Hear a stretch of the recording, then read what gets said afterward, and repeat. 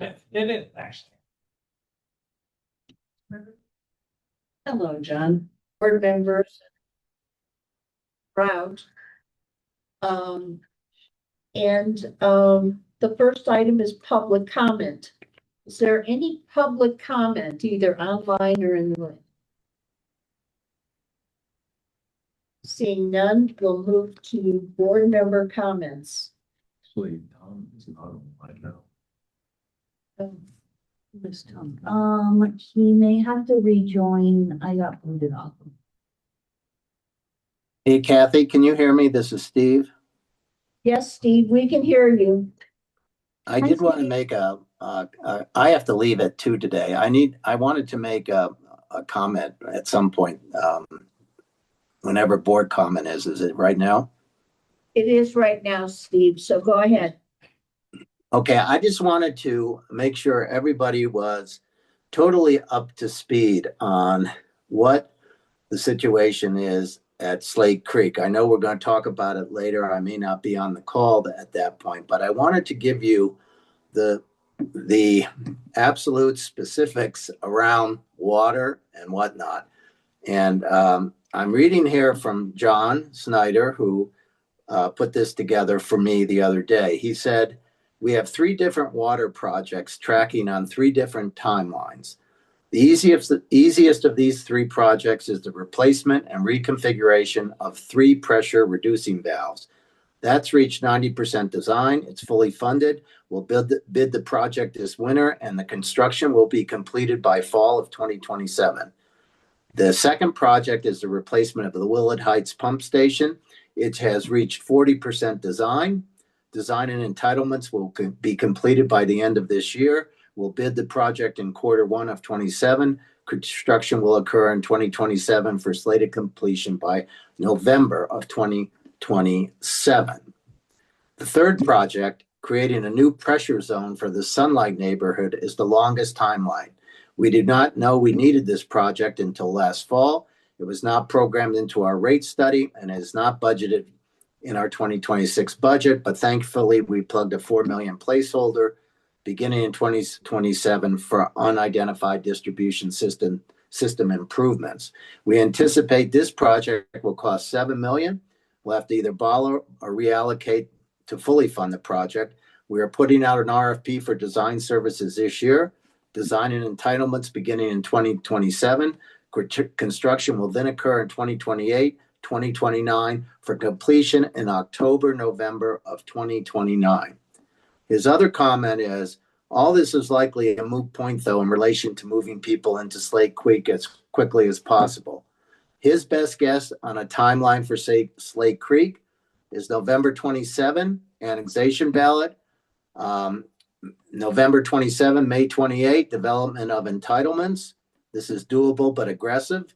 May 28 to November 28th, overlot grading and infrastructure construction. April 29 through July 29, overlot grading and infrastructure construction completed. This may also be aggressive. July 29, earliest possible date that a building permit is issued. July 29 through July 30, very aggressive new construction. August 2030, earliest possible date for someone to move in. And the last comment is, one of the biggest variables is contractor availability, especially of subcontractors. This timeline is doable, but very optimistic. So I just wanted everybody to understand that where things stand now is that the water stuff is proceeding, but it is on its most aggressive path, which is completion in 2029, which would suggest that the earliest possibility of people moving in might be some point in 2030. So I just want everybody to have the same information that we have on city council and that the city has. So thank you. So Steve, just to clarify at the high level, is that no one can move into a Slate Creek neighborhood until all 3 of those water projects are done. That is correct. That is correct. All right, thank you, Steve. The next item on your board member comments, there has been some clarification of the seminar that we're trying to put together. And a couple board members have expressed concerns about commitments, timing, etc. So instead of Elliot and I playing phone tag, we've asked the consultant to spend a couple minutes with us today, answering any questions and clarifying the proposal. So, Tom, are you on? Yes, I am, Kathy. Okay, well, welcome to our board meeting. And I hope Thank I you. Hello, everybody. Nice to characterized- see you all again. Tom, could you kind of recap what Elliot and I talked with you on Monday? Kathy, I am losing you a little bit. I'm having a little bit of internet connection. And I'm gone. Go back to, okay. Oh, you're here. Yeah, you're here. Okay. Can you hear me? Yes. Okay. Thank you. Sorry. The internet has gone in and out a little bit, so I apologize for that. So yeah, you have the proposal, and I'm excited for the opportunity to work with all of you to put together the kind of governing policies manual that we talked about in our work together last March. And what I outline in the proposal is a process that we've used, as I said, with more than 160 different boards. Do we wish it could be done more quickly? Absolutely. But the process is one where I do as much work as I can in advance to put together policy templates. So if you remember, there are 4 categories of policy that we're trying to develop. 3 of them would be developed at this first meeting, and they all fall into the category of process policies or means policies. So we're looking at what sort of management parameters do we want to set around prudent and ethical behavior of the organization. And then in terms of board process, we're looking at, what are our expectations of ourselves individually and collectively, and how are we going to delegate to management and monitor performance, operational performance, and executive director performance. All told, those policies number 25 or 30 different policies. So the way I approach this is to put together a set of templates based on having reviewed all of your governing documents, your intergovernmental agreements, et cetera, so that they are very tailored to your specifics. That said, the process of developing the policy manual is one where we do go through them one by one, because we need to know that you all understand them and have buy-in, and you all will have very relevant comments. Again, these are just templates that I offer as a starting point, but always looking for the kind of insights that you all can bring.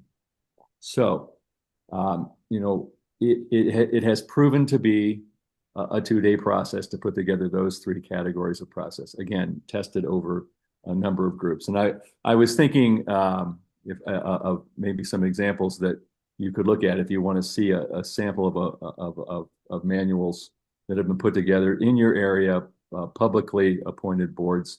My partner Bill did some work a number of years ago now with the Roaring Fork Transportation Authority. But if you go to rfta.com, they have their manual on their website, so you can see the extensiveness of it. It will look slightly different these days, but it's a good example. You can also go to the Colorado State Fair, which is an entity that we worked with much more recently, all gubernatorial appointed positions, and it was a full 2 days to put together those 3 categories of policy. Plus the better part of another day to develop the ends policies, the desired outcomes. So we always approach this with the hope that this can be done more quickly. One of the things I thought we might be able to do with all of you, since time is a concern, and understandably so, particularly if personal time needs to be taken to attend the meeting. I'm sensitive to that. So what I think I could do in this case is get the templates done far enough in advance and get them out to you that folks can study them, have read through them before we actually come together as a group. And I think that will probably speed the process. Do I think it can make it be done in 4 hours in one day? I don't. Do I think it can make it be done in 8 hours over two 4 hour days? Probably not. I don't think we've ever done this more quickly than 12 or 13 hours total. So again, it is a huge time commitment. I understand that. That's part of that's part of what you're committing to in terms of developing this form of governance. But it is an investment of time that has paid great dividends for these many organizations with whom we've worked. So thought being, get the policy templates out in advance. The other thing I would say is, look, I know that everyone may not be able to attend 2 straight days for 8 hours, and we will make every effort we can to be done in less than 16 hours. But all I would ask is that if you are unable or unwilling to attend both 8-hour sessions, that you commit to support the work that the rest of the board does. Barring any concerns about ethics or prudence in terms of the policies that are developed. Participate in the process as much as you can or are able, and commit to support the work that the rest of the group does, so that we are really developing a product that the board is behind, and that you're putting in place for the new executive director that you're working so hard to recruit.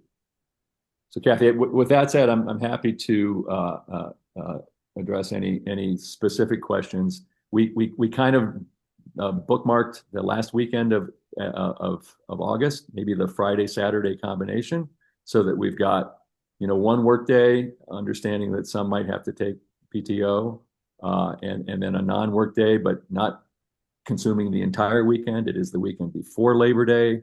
It is after school starts, so hopefully people are in town. We're trying to think of all of these considerations to make what understandably is a big time commitment as convenient as possible. Questions? I see John had his hand up. Are each of these templates or policies so connected that we can't pick and choose which ones are more effective that we want? Can you pick and choose which ones you want? Well, I suppose as we go, yeah, I mean, I will present them as a complete template set of policies. And as we go through them, if there is something that you, again, they form a system. They interact with each other, reference each other, so forth. So picking and choosing can be difficult, but that's the reason we have to all be together and meet to discuss and talk about the interplay and how it fits within the culture of your organization. But certainly, if there's anything that's in that template that you find objectionable or unnecessary, we can look at editing it or even editing it out. Hi, Tom. I don't know what you can see or can't see, but hi. Well, So just to be clear, you could not do this over non-consecutive days. They could be over non-consecutive days. Ideally not. It's most ideal to do them consecutive days, just because it's fresh on everyone's mind. If something comes up on day 2 that relates to a conversation that was had on day 1, it's fresh. It's not, we talked about this a week or 2 ago. So I've done it. I certainly have done it on non-consecutive days. My preference is to do it on consecutive days. Okay, so it's more just like a personal preference for you guys to do it on consecutive days, but certainly if we committed to remembering the material, we could do it on non-consecutive days. Yeah, so I would say it's more than a personal preference. It's an efficiency thing. I mean, we have found that, particularly if you're concerned about time, you're more likely to get it done in less time if you do it in consecutive days. That said, if it is more convenient for the group, if you incur fewer personal hardships in terms of work time off or family commitments, it can certainly be done. It might be slightly more expensive if I have to travel to Steamboat, on 2 separate occasions. But other than that, it certainly could be done. Okay, thank you. Sure. Okay, any other questions? So Tom, what's the time frame on this? You're talking 6 hours a day, 8 hours a day? We would like to set aside 8-hour days. You know, if we hit the 7-hour mark and we've hit the wall, and we're at a good stopping place, we can certainly do that. But we try to get as much done as we can on the first day, so that the second day can go as quickly as possible. And you know, always trying to finish in less than that. As I said, it's been done as quickly as 13 hours, but we like to set aside the full 16 just in case. Any other questions? Yes. I have just had one other question, just looking at the scope document under the outcome section. So for me, it feels like the first maybe 6 little bullet points there, which are not governing documents. They're more visionary pieces that we could really use some assistance having facilitation around. Those really feel like the most important things for us to get aligned, and then taking the outcomes of that conversation and making sure that the governing documents as a collective whole reflect and support where the group lands on that. Is there an opportunity to have those pieces be the focus first on the front end? So you will find that the policy templates will drive those conversations. So results criteria are about the ends, and that's really done in the subsequent workshop. We're trying to focus on the process elements, but things like board members having a clear definition of their collective and individual roles and responsibilities. When we look through the governance process policies and the board process policies, those are the exact discussions that we'll be having, right? How do we stay focused on setting strategic direction, developing policy, and monitoring performance such that we're not getting in the way of the operational authority that we've delegated to our ED in terms of how to get things done. How do we focus on, you know, what is it that we want to see accomplished, and less so about the how. Specific articulation as to where the board authority leaves off and the EDs picks up. That's when we're talking about delegation to the ED and setting up those parameters of authority, which are a whole category of policy. Those are the discussions we're having, and same for all these. It is exactly in walking through the proposed policies that we have those discussions about where this board feels comfortable in terms of these dynamics and these policies. Okay, we were kind of zeroing in on the last Friday and Saturday in August. If we split them up, do 2 Fridays, now you're talking about meeting over Labor Day, which we don't think is very good. So it's kind of, do we try to shoot for August? Or do we push this to September? I mean, I'm trying to kind of make a commitment or not to move this thing forward, because it was clear from the board questionnaire that this is something that the board wanted to do. So For me personally, the later we get towards the fall, is worse. I mean, I could work that last Friday and Saturday. That doesn't work for you? That Friday, the Thrive Together Women's Leadership Summit. Oh, it is in that case you can do it. September, even though it's later. Rep County's like a sponsor, and I'll be there. But you know, Thrive, I forgot that is at Thrive weekend. August 28th is the It's Thrive, you're right. Thrive Women's Leadership Summit locally. Oh, we can't do that. Typically, we do earlier. That's what I was gonna ask you. Elliot is going to be not with us if we do earlier. September is more settled, you know, early enough. Kids are back to school and. Well, they go back as early as August 19th, John. Right. But by that time, things are settled in, I think. September's tough for me, but that's for the rest, whatever's best for everyone else.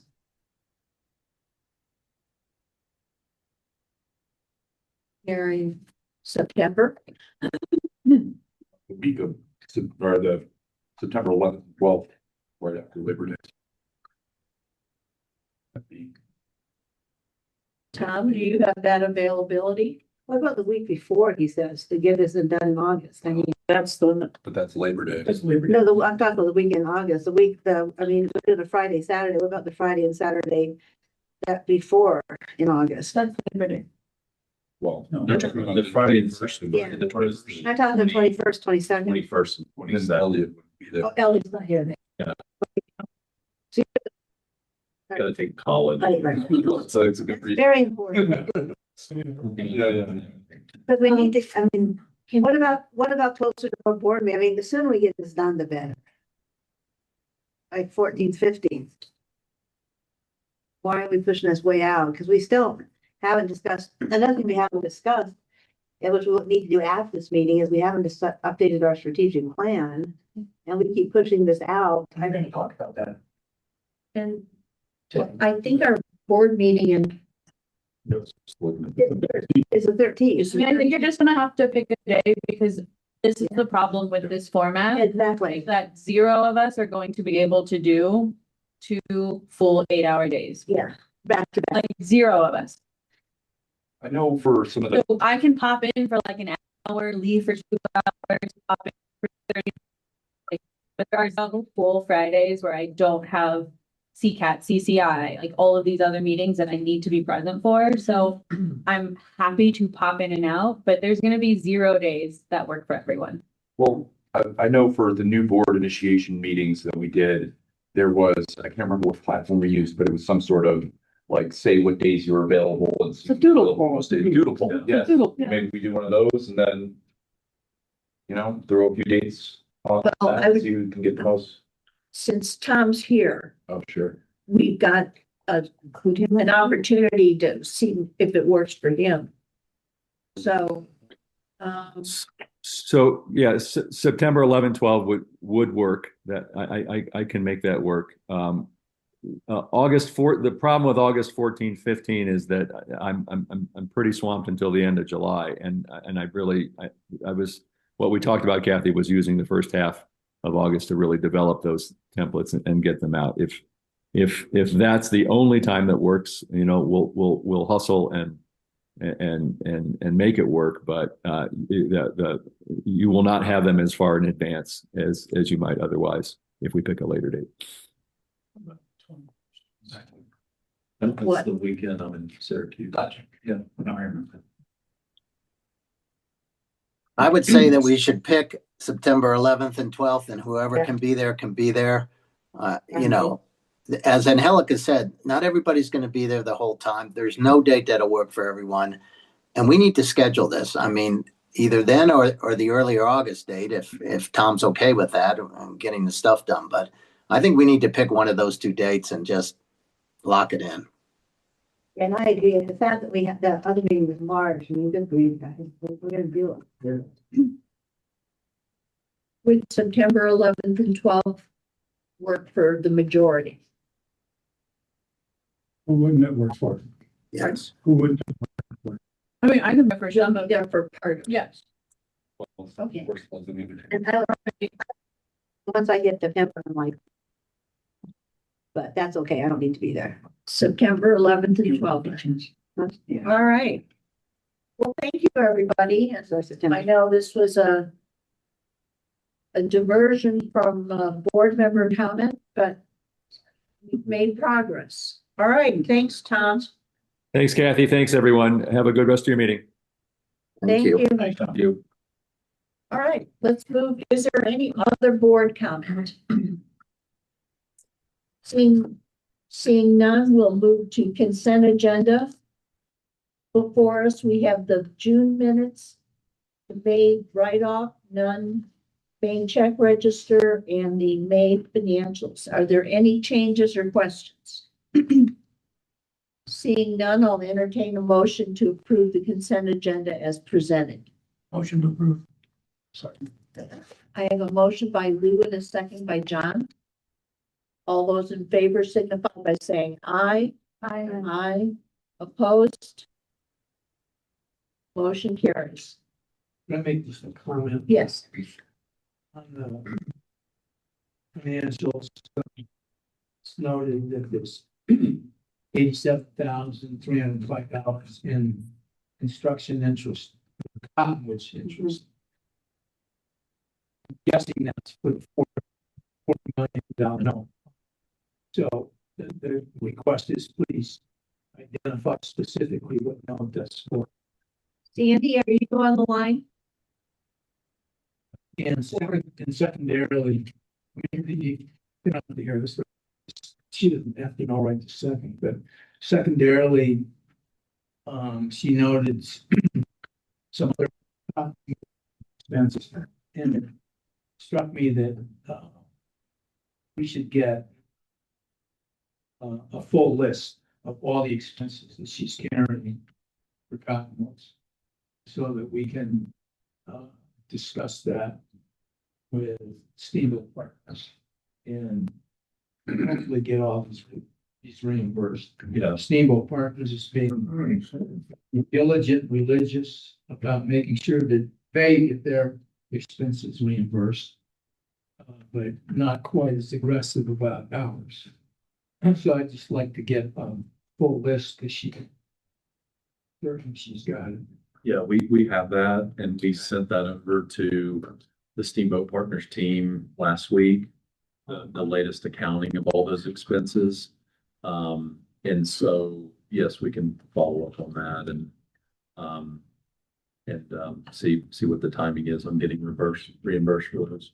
The note is the infrastructure loan that we took on.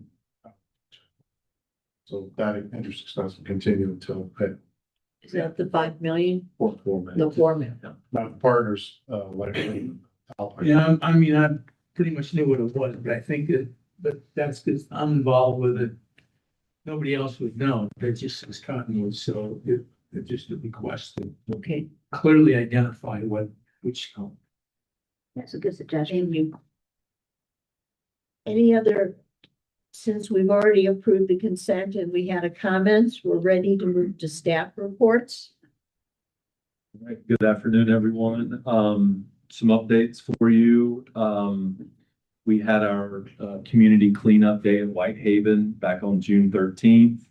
I think that went well. We did a bunch of weed eating and tree disposal and some furniture and other kind of items out of their yards and out of their homes. Had a pretty good turnout as far as owners were concerned and good opportunity for engagement. So anyway, we've got that one wrapped up for the year. Now we're just trying to get a date on the books for our Hillside Village Community Engagement Day. Probably later this month or sometime in early August. We typically do barbecue and face painting, and the kids are out kind of running around. So anyway, I'll get that date out to everyone as soon as we firm that up. Cottonwoods, just construction wise, I don't know if you guys have been by the site recently, but things are moving towards completion as far as landscaping and kind of getting some sidewalks and barbecue grills and bike racks installed. Was just over there yesterday afternoon, and it's kind of nice seeing everything come together with the landscaping. So they're anticipating getting that wrapped up here probably a week after next, as far as the sod and some of the hydro seeding. And then that large pile of dirt started moving away this past Monday, Tuesday, and making good progress on that. It sounds like they'll have that all taken care of here in the next couple of weeks. So it'll be kind of good to see that going away. Home-based steamboat, we've kind of talked about this a little bit, just our cooperation and working alongside the city on launching this deed restriction program back on June 18th. As of last week, Alyssa has received 47 applications and 27 potential prospects. Out of those folks have completed the pre-screening form. And she has about 20 applications out to households and anticipates issuing around 10 qualification letters by this week. So anyway, it seems like there's a lot of interest in that. And we're still kind of working through a few things with the city on the FAQs and just kind of frequently kind of ask questions that are popping up. So our work with the city continues on that. But yeah, I think good progress from just being launched a couple weeks ago. Kind of speaks to a little bit of the demand here in town for housing. Executive director search, we've got a presentation on that right after this, so we'll dig into that here in a few minutes. Communication wise, our communications and community engagement team met a couple weeks ago, and I thought it was a great meeting, good conversation, some good topics discussed, like public trust, defining our audiences, increasing our community presence, and developing kind of key messages that we would use to advance our value proposition to the community as it relates to the mill levy and things like that. So I was able to attend about a half hour of that meeting, and I thought it was a really good discussion, some great ideas being passed around. So happy to see that, and their work will continue in the coming months. Our website also, we placed an important update on there, just our interactive housing guide. I think I spoke to that a little bit a couple weeks ago in my weekly update, but pretty nice little tool that we've added to the website to give people an idea of what their AMI is. And then that in turn lets them know what their options are as far as renting or for purchase. So if you haven't had a chance to check that out, please do. And thanks to Sarah and Blair for all their hard work on that. We attended the summer Steamboat Chamber Summer Business Showcase a couple weeks ago, and we're able to kind of have some good conversations and dialogue with people attending that. I think overall the team felt like that was kind of a positive event for us with some good interactions. And then we're still working on collecting homeowner testimonials from the Cottonwoods. And I don't know if you've following us on Instagram, but Lorraine's done a good job of kind of posting some of that content. And it's really great to see the pictures and the stories and kind of hear what everyone's experiences are and how happy they are to finally have a home to call their permanent home here in Steamboat. So anyway, check that out if you haven't had a chance. Slate Creek neighborhood, we'll also be kind of talking about this a little bit later in the meeting, but I wrote this kind of before we had our meeting last week, but we'll be talking a little bit about our roadmap as we move forward with the recommendation from the Slate Creek Steering Committee and what that looks like to get us on the road to an annexation petition and a ballot initiative in November 2027. So more to come on that later this meeting. And then just Hillside Village, we're also talking about that, but we had a good walkthrough with the architect and the general contractor on the property last week. I think kind of answered a few questions that everyone had about building envelope, construction. So that's helping kind of inform where we're at with our estimate and our project schedules.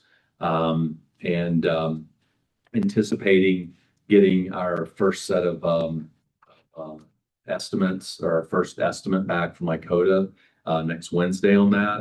The pricing set went out from the architect yesterday. So kind of, excited to see where pricing lands on that rehab project.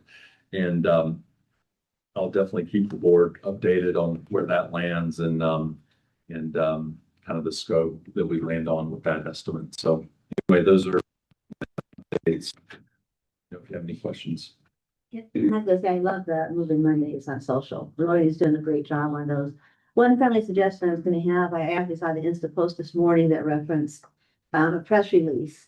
And unfortunately, the press picked up our press release after our meeting last time, but I was going to make a friendly suggestion to send the press releases out also to the board.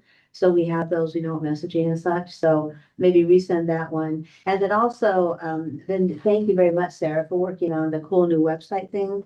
I was going to give Lorraine a call, friendly suggestion, maybe write up just a short news and brief, send it to the pilot and to Steamboat Radio so people know about it. It's an exciting new tool that we created and we need to message it. So just those two friendly suggestions, and thanks for everyone's work and love Move In Mondays. Okay, Thank you, Catherine. All right, any other questions about the staff report? Then we'll move to the search committee update. All right, so Angelica and I are gonna take this on. But just a little background. So the Executive Director Search Committee is composed of Michael Ann, Angelica, Steve, Emily, and myself, so some board and staff representation. We've had a handful of meetings up to this point, just kind of talking through our timeline, talking through our RFP, and then these last couple meetings have revolved around interviewing some of the firms that applied or submitted a proposal, I should say, based on the RFP that was issued. So the RFP went out on May 13th, and then we had a due date on the proposals of June 3rd. And of the initial kind of conversations I had with the search firms, there was 7 or 8 different search firms that expressed interest in submitting a proposal. We ended up getting 3 proposals. Those were from MGT, Strategic Government Resources, SGR, and Bridge Partners. And over the last couple of weeks, the search team has scheduled interviews and kind of follow-ups with those search firms, just kind of digging into them with basically an hour-long interview. We gave them like 10 or 15 minutes to work through their proposal, any additional information that they may want to present to us, and then left about a half hour or so for questions, some back and forth, and then just a little bit of follow-up at the end, if anything, clarifying questions or anything that may have come out of the interview. So based on that, we do have a recommendation that we're bringing forth to the board to proceed. I will also say that kind of our initial timeline that we laid out to the board, we are tracking to be, right on time, if you will, with getting the search firm under contract, taking into account the time frame involved with, their process and kind of building out a resume, finding candidates, narrowing down candidates, bringing candidates to the board. So anyway, with that, I'll turn it over to Angelica to kind of talk a little bit about our recommendation and where we're going from here. Yeah, thank you. So there is a slideshow. I don't, Sarah, they're in the packet. You could scroll through the slideshow. So Elliot teed this up perfectly. I'll take you quickly through the slideshow, mostly answer any questions that you guys have. But after interviewing, we ruled out MGT, the search firm. So that was the first thing that we did. We felt like the other 2 search firms presented better, offered more of what we were looking for. And so our last 2 decisions were down to SGR and Bridge Partners. And so today I'll wait till the presentation's up just so you guys can read along. You're not trying to. I read it on page 34. There you go. Scroll up 1, please. Slide before this. There we go. And so we are recommending Bridge Partners to conduct our executive director search at a negotiated fee of $45,000. And if you scroll to the next slide, I would love to talk to you about why. So Bridge Partners brought the deepest housing experience of the 3 by far. They ran the search for the Colorado Housing Authority Executive Director, the Denver Metro Housing Authority Executive Director, but they also brought and Atlanta housing, like across the country housing experience, but they also brought a really unique mix of public, private, and nonprofit housing depth and breadth. So Habitat for Humanity, a lot of other groups. And we think that that is a really good sign, that they're not just looking at people who work in the public sector, but they're looking at housing holistically, which was a really great approach. So they brought a broad set of affordable housing and community development organizations. They also came incredibly prepared and informed out of all 3 groups. They came having genuinely researched the Yampa Valley Housing Authority and what has gone on in recent years in our community, and asked questions about that. And then when we kind of talked about what was going on, great, we worked in a similar situation in this community, or we have experience working through these challenges in these ways. And so they really brought a level of preparation that stood out from the other two search firms. They were selective by design. They're a self-described boutique search firm company. They don't cast a wide net and apply for every job that is posted. They really look at what their experiences are, the capacity that they have. And so because of that, they don't pursue every RFP. They really choose the engagements that they want to take on, which allows for a lot of individualized attention. And I think that that is the level of detail that this search for our new executive director will warrant. They are partner-led, and so senior partners conduct the entire search. We're not working with lower-level associates, and it's those partners that are doing the screening directly. I think they're a very strong fit with our moment. They specialize in leadership transitions, really inclusive searches. They talked about inclusivity a ton. They talked about culture fit a ton, and really stakeholder-informed searches. They have a 100% search completion rate with a 99.5% retention rate over 12 months with a placement guaranteed. And they offered a lot of references, as I said, both specific housing references, but also community development references. And they've worked with politically complex searches as well. So if you scroll to the next slide, Bridge Partners, their original proposal came in at 60,000, which was out of our budget. And they did put in their proposal that we understand that nonprofits and different groups have different budget needs. And so if you would like to talk about this price, please reach out to us. Elliot did. They did lower that to 45. In comparison, the other range, SGR, which was our second choice, is just under 30,000. And as we discussed that price difference, we really felt like everything Bridge Partners is going to bring forward. So even though it was the highest cost proposal, that we want to get this right, and that price is very reflective of what we will receive. Originally, when we brought this to the board, we set a range of 25,000 to 50,000 for hiring a search firm. This fits in that range. And I'm happy if anyone on that search committee wants to add anything else, but I've been a part of a lot of searches, RFP searches through the county, hiring different consultants, going through different searches. And I think Bridge Partners absolutely blew me away with their breadth, their depth, their experience, their presentation. And I'm hopeful that we can work with them. Happy to answer any questions. Angelica, can I add one thing to that? This is Steve. Yes. I just wanted to add that when they reduced their price from $60,000 to $45,000, one of the questions we asked was, well, what are we sacrificing by doing that?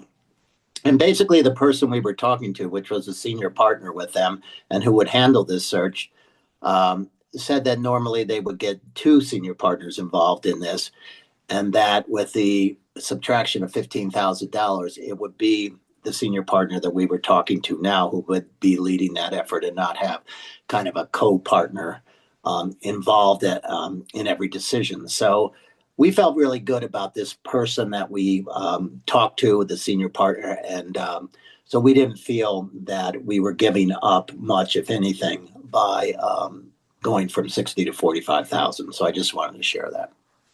That's a great question. We don't lose like the number of stakeholder meetings they're going to do or the number of visits they'll do or things like that. It was just that one senior partner. We'll get one senior partner. Thanks, Steve. And I just want to say thanks to, Michael Ann and Helen and Steve and Emily for doing this. It takes a lot of time.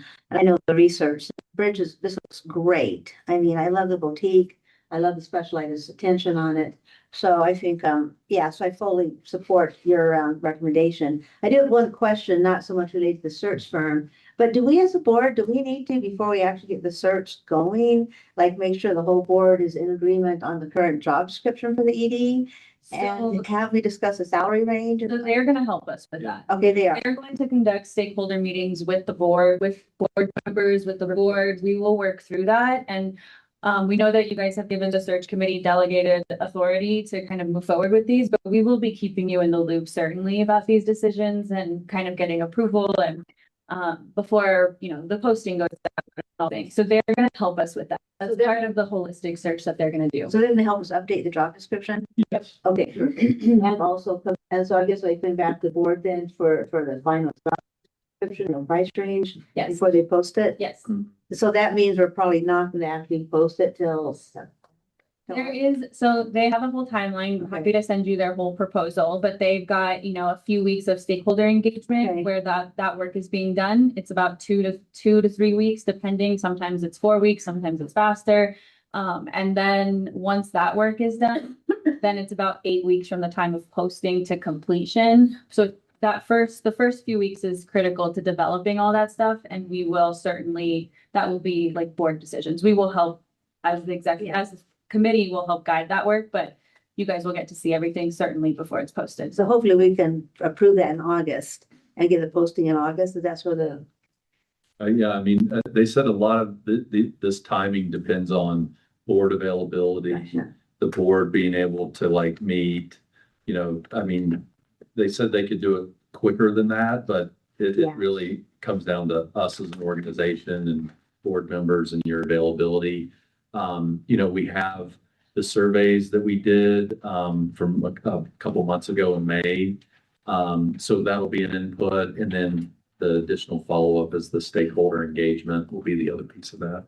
perfect. And that's helpful. Because as I said, we haven't updated the job description forever. So another advantage they can help us with that. Yes, they will. Yes. Just curious, are they aware of, the special nature of our town and, the cost of living here?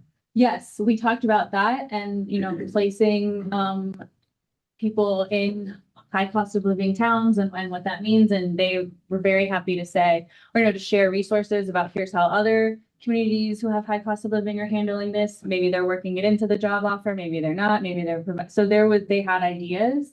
They're very aware of that. They came prepared. They understood about the Brown Ranch annexation failing. They understood about, they had done the research and I think that they have experience with other high cost of living communities. Thank you. Do they feel that, do they feel like we would have what do they talk about and think about the challenge of the mill levy expiring next year? We didn't get into details on that. Do they? They knew that was They coming knew up. that was but coming, yeah, so they- they think that we'll still be able to find a good candidate. Yeah, they thought that it was still very possible to find an excellent candidate and that there are people who thrive with these types of leadership changes. And there are people who, they talked in depth about their network and how they reach out to people and even people who don't apply for the job, but they think would be a good fit, saying, hey, like there's this opportunity. Are you interested? And so we didn't really get into detail about like the challenges because it was an hour-long interview, but they did bring up similar situations of. So they're gonna seek out candidates as well as advertise for them. They will do both. They will seek out candidates. They will advertise. Yes. Sounds great. Right, since this is any other questions? Steve, anything to add that maybe I didn't answer or you would like to add in? No, I think that says it all. I think we feel really confident that Bridge Partners will find us some good candidates to choose from. All right, this is an action item, so I think this would be appropriate for a motion to accept the recommendation of the search committee. I'll move. Second. I'm sorry, was that? One comment that as I read it, I think it sounds like an excellent choice. But, and we just brought this point up, but they need to spend some time so that they can determine that the applicants that are getting close can actually afford to live there. Yes. That has happened. As a bank, we've lost people, and I hear it over and over from other companies. They pick somebody and then that somebody comes here and finds out that they can't live here. What is the range of So salary we're offering? we need to just be sure that that's being aggressively challenged with each candidate. That's what. And or we as an organization, find a way to have housing for somebody like that, understanding that it's so difficult. And actually, John just asked a question too, and there's chatter, what is the salary range? And we haven't determined that for. Well, it says here in the proposal Yeah. that they advise to target between Right. 180 and 220. Right, but I just say that is something but we as a board not, that's part of the stakeholdering to decide what the job description is and what the salary range. Absolutely. And needs to be a board decision on it. So that's their recommendation. Yeah, and I think that's a great point, Mark, and something that they mentioned that that's one of the first screening things they'll do, right? Like they're gonna be very upfront as they're screening applicants with what it costs to live here and make sure that these applicants are hearing that consistently throughout the process. But certainly we can keep that high on our like priority list as a search committee. To be honest, if somebody was applying to be our executive director here and then got through all the way through the process, only then to realize that they can't afford to live here, that would be kind of inherently disqualifying, I think. Yeah, I mean, it's kind of incumbent on them to do their research as well. Right, and they would be an expert in. housing.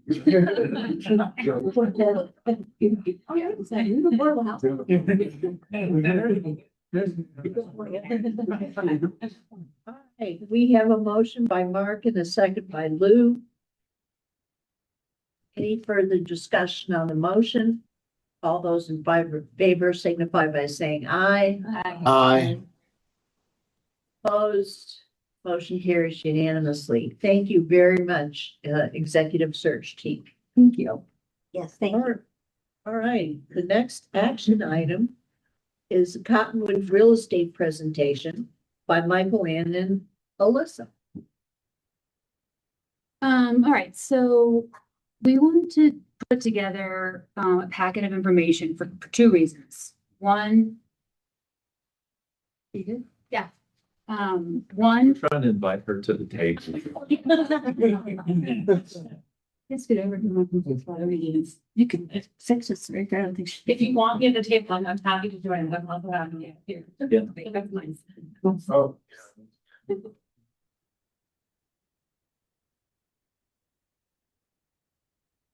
So put this presentation together sort of twofold. One, because we have, some immediate decisions that need to be made.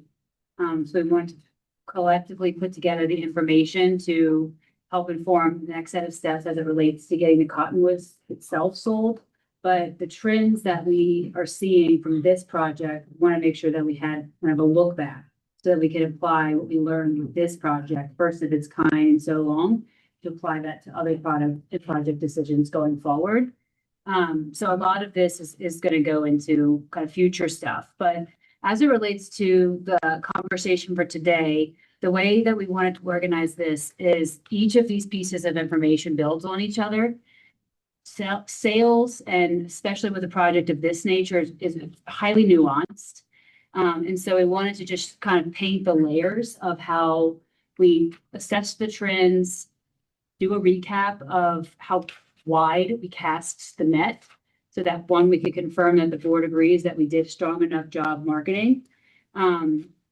How the marketing efforts related to the results that we saw in the lottery and informed the purchaser profile of who actually has closed on these units.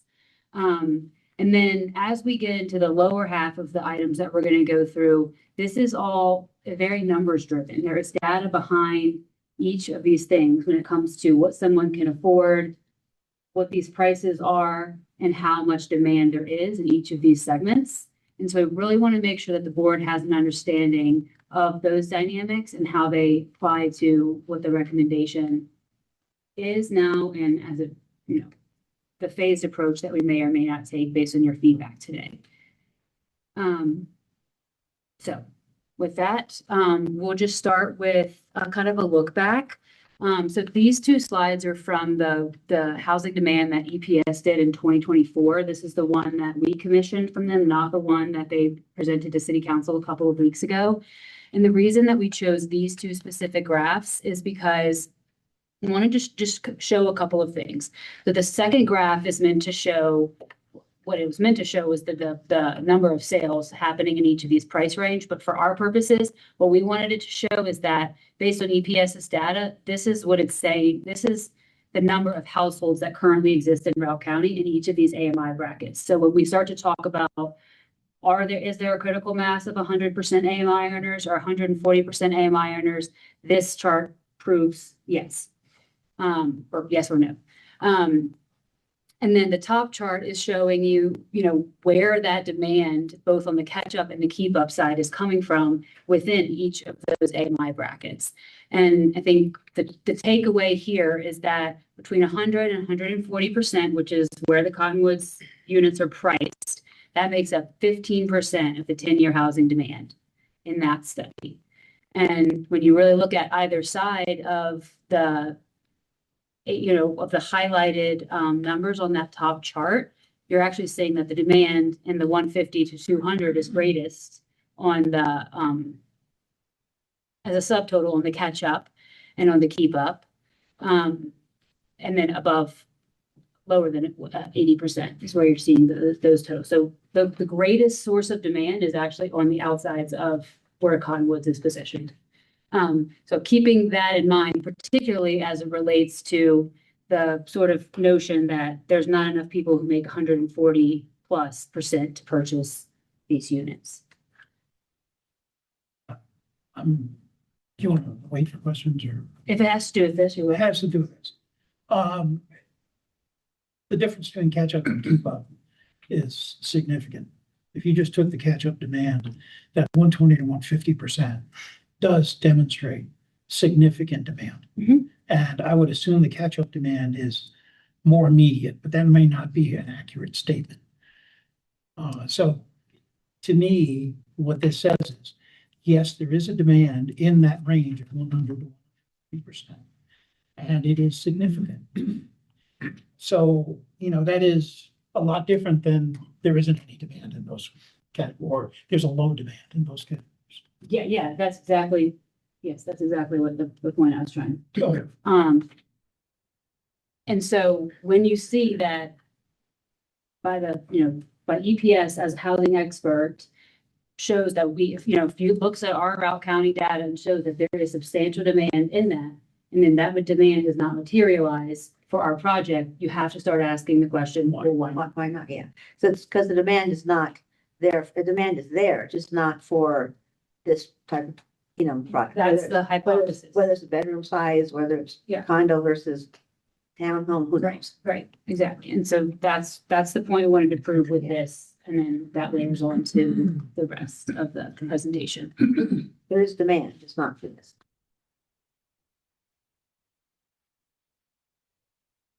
Controlling the slides, but that's all the slides controller. Yeah, sorry, installed for a minute.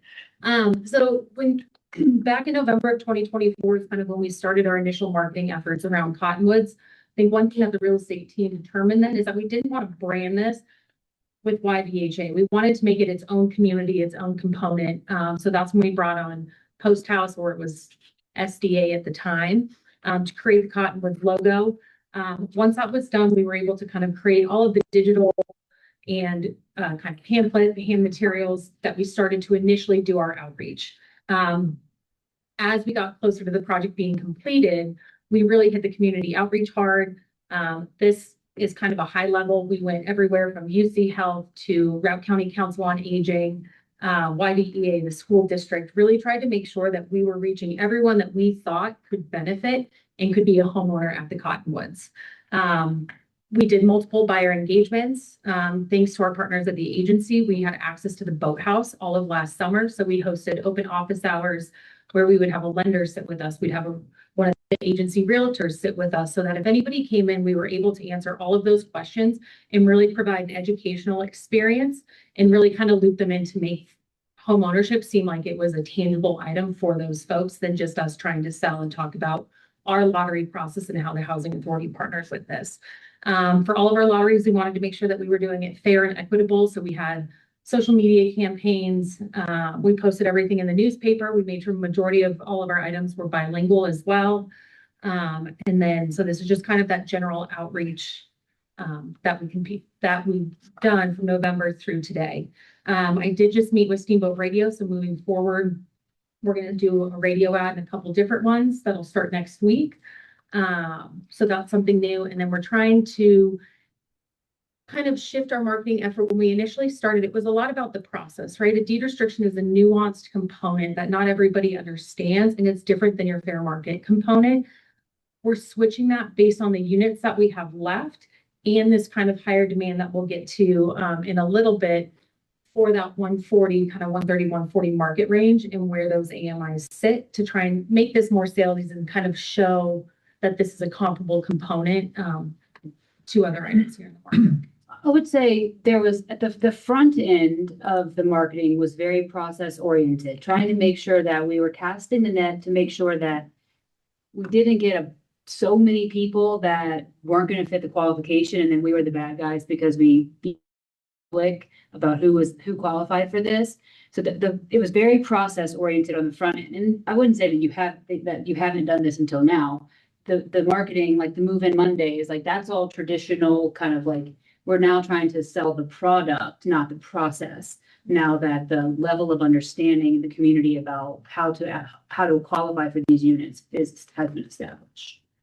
And the intent of this slide before we go to the next one is this is the net. This is the wide net that we cast. And then based on the results that we got, was that net big enough? So this is just kind of saying, I feel that we cast the net fairly wide. This is part of the application. How did you hear about the Cottonwoods? We had 595 people fill out a pre-screening form in interest of the Cottonwoods. And I think that's a pretty great number.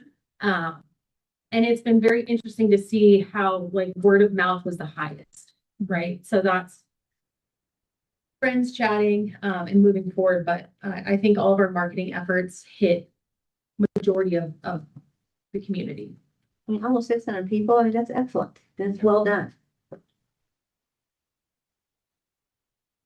So from that, this is kind of the current lottery results. From kind of the initial components and interest of the Cottonwoods, as we've talked through this over the last year, we've always kind of seen that higher demand in those lower AMIs. This is truing all of that up. So you'll notice at the 100%, we had 24 units, but we had 63 qualified applicants. You know, that's over 2.5 times the amount of units that we had. And as you go up in the AMI, you see that qualified applicants and people interested starts to dissipate and is smaller than the amount of units that we have. Throughout all of this, it's kind of hard to represent because we did have households that were able to buy up. We had households that split and initially were going for a 1 unit. They ended up buying 2 at a different AMI. So it's kind of hard to put all of that into this, but this is kind of the initial piece. This morning, RSLE ran a report of that 595, 404 eligible households were under 100%. How many? 404. Under 100% A-line. Under 100% A-line. The other kind of key takeaway, if we're talking about like cast this wide net, it was about 600 people were in that net. Of that 600 people, we had 137 of them choose to enter. We had 137 of them be approved and qualified applicants. So that typically happens, right? Your funnel is really big at the top, and then as you get closer and closer, it thins out. But that's an interesting point that we had such a wide capture rate, and then as it got down to more specifics, there was some loss there. And then if you add up the numbers of all the light pink beige, right? Like that's how many qualified applicants we had, and then how many people entered each of those lotteries compared to the number of units that we had. And the reason that we wanted to put those addition notes, and I'll let you go through those, is because these are just numbers. These aren't nuance about who each person was that actually entered the lotteries and what they made. That's why even though 400 and some odd people that were in that initial funnel made 100% AMI or lower, there are people even less than 100% who have closed on Cottonwoods units. For those additional notes, can we ask questions then? Or not? Yeah, maybe go through them. Maybe go through them first and then I can. Go through everything or? Well, no, I don't know. Can I ask? Yeah, question.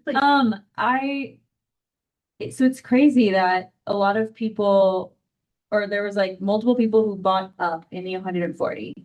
So out of those like 140 AMI units that did sell, multiple of them were actually at a lower AMI qualifying, but they had, saved extra money or done whatever that they could buy up. And then my other, which is just a comment, I think that's interesting. But my question is, 9 participants did not get specific units in 140. So they wanted like a specific unit, they didn't get it, and then said, I don't want a different one. They don't want any other unit. They didn't want any. What, was it like the same unit? It was the penthouse, the high rate. Large. The deck one? Yes. Got it. Yeah. Yeah, they just entered A the. lot of shoveling. Okay, I like it, but I just thought how much shoveling. That's why. Anyway, okay, that's so interesting. Again, and then 43 households had income of less than the 100% AMI. So there is a like people making less than 100% AMI, like they want to be homeowners. Like they're interested. They're like, they want to own a home. They're just like, I'm a little far under right now. No, No. okay. The pricing of the units, even up to the 140% was such that someone 100, right below 140, all the way down to 100. I think we had a 59% AMI earner purchase a unit here. So the Got it. pricing Okay. was set at such that even though you didn't make 100, you could still afford it. And then the 100% participants that bought it at the 140, those units were priced fair enough So that that someone making 100 could still, Yeah. yeah, Okay. 7 of them. That confused me. Thank you. That was good. That would accounts for the lower amount of qualified applicants compared to lottery participants for 140%. Is that because of people buying up? Yeah, because of people buying up and households splitting. So we wanted the 140% bars to be specific to 140% earners and interest. Is there any assets requirements for, No, No. there's no asset. so you have a house already? No. You can, You could own. You There's have to you sell. can't own anything else. You can sell it You can sell and it, then move up. correct. Yes. Okay. So I guess it's interesting, 'cause I saw that bar too, because really, if you've got 37 units and 31 lottery participants, you'd think you'd only have 6 left over. What we're saying is the type of units that these qualified buyers wanted were the larger ones. Yeah, they're sort of double counting in the 31. Yeah, so like, for instance, there were 13 lottery participants for the 130% AMI in building one's lottery. All 4 of those ended up purchasing 140 units, not the 130. So all of those were unallocated. But what this graph says, take the 100% AMI out. And the highest participation in the lottery is in the 140. So that to me says there's interest. And the issue is, are the 37 available units far too much? Then that demand would allow to be filled. Or like the style, right? Yeah. Like, I think, I think it's like the product type, like if we had built like 10 penthouses, like it seems like all 9 of them would have won the lottery and bought. You know what I mean? If we had built like multiple units with a massive deck like that, then. Ironically, the penthouse units are not the largest floor plan. No, They the just floor have plan is small. Its floor plan is Like, actually the one of the room is smaller. small, yeah. And it's just interesting, yeah, like The that- trade-off of like, oh, wow, I got this penthouse unit, even though it's smaller, but I have this baller deck was the thought process. Yeah, this is jumping ahead, but most of the unsold are the smaller 1 bedrooms, right? So really what they're saying is that 140, they wanted 2 to 3 bedrooms, the product type. I almost all AMIs. All of that, yes. So really, that's what I think the demand is not, the 1 bedroom demand is not as high, it's a higher, that's a 2 to 3 bedroom. Just. Is that safe to say? Yes. Yes. Okay, because that's something from moving forward, building again, is we know that, I mean, obviously it pencils more if you go to a bunch of 1 bedroom, but what we're seeing, the demand is for more 2 and 3. Price versus quantity demand. And when you think, I mean, I remember you mentioning this ad nauseum about Yes. the unit mix and the performa, right? Like it makes sense why they chose to build the 1 bedrooms, you had the most 1 bedrooms at the highest price AMI because that's how everything pencils. So it was a little bit of necessity, a little bit of nuance, and maybe that is not working out. And also people not realizing that the market was going to do what it did and interest rates staying so high. Yes, We're trying to more bang for a bucks with the small ones. They're the cheapest to That's what I mean. yes, I did want to, Let's the let family. Michael Ann continue. Sorry, thank you. So this next kind of component, I went through, sorry, you're fine. We're tag teaming it. Okay. We went through everyone that has closed to date, which we've had 41 closings as of this morning, which is super exciting. And this is just kind of the profile of those purchasers. So we've had 35% of households close that have utilized our down payment assistance. Every single one of those households maxed it out to 20% or to the maximum of $20,000. Of the 100% AMI units that sold, 82% was the average AMI of those buyers. So again, that talks to what Mike Lane was saying. We priced these so that those lower AMIs could get into it. The lowest AMI of someone under contract we have is 59%. We have had cash buyers. And I was kind of surprised. This does not include the down payment assistance, but the average cash at closing was $37,000. We do have households that own other real estate that are looking for change. A lot of it is they have a single family home and they don't want to deal with the maintenance of that anymore. We also have some families where they're being priced out due to their HOA in their current complex. So the HOA fee has been attractive to move over and just it being something new. The other piece is of everyone that's purchased thus far, majority have been single households. At that lower AMI and the conversations that we've had with them, they wanted the 2-bedroom because this is their first home and they want to have that chance for family expansion.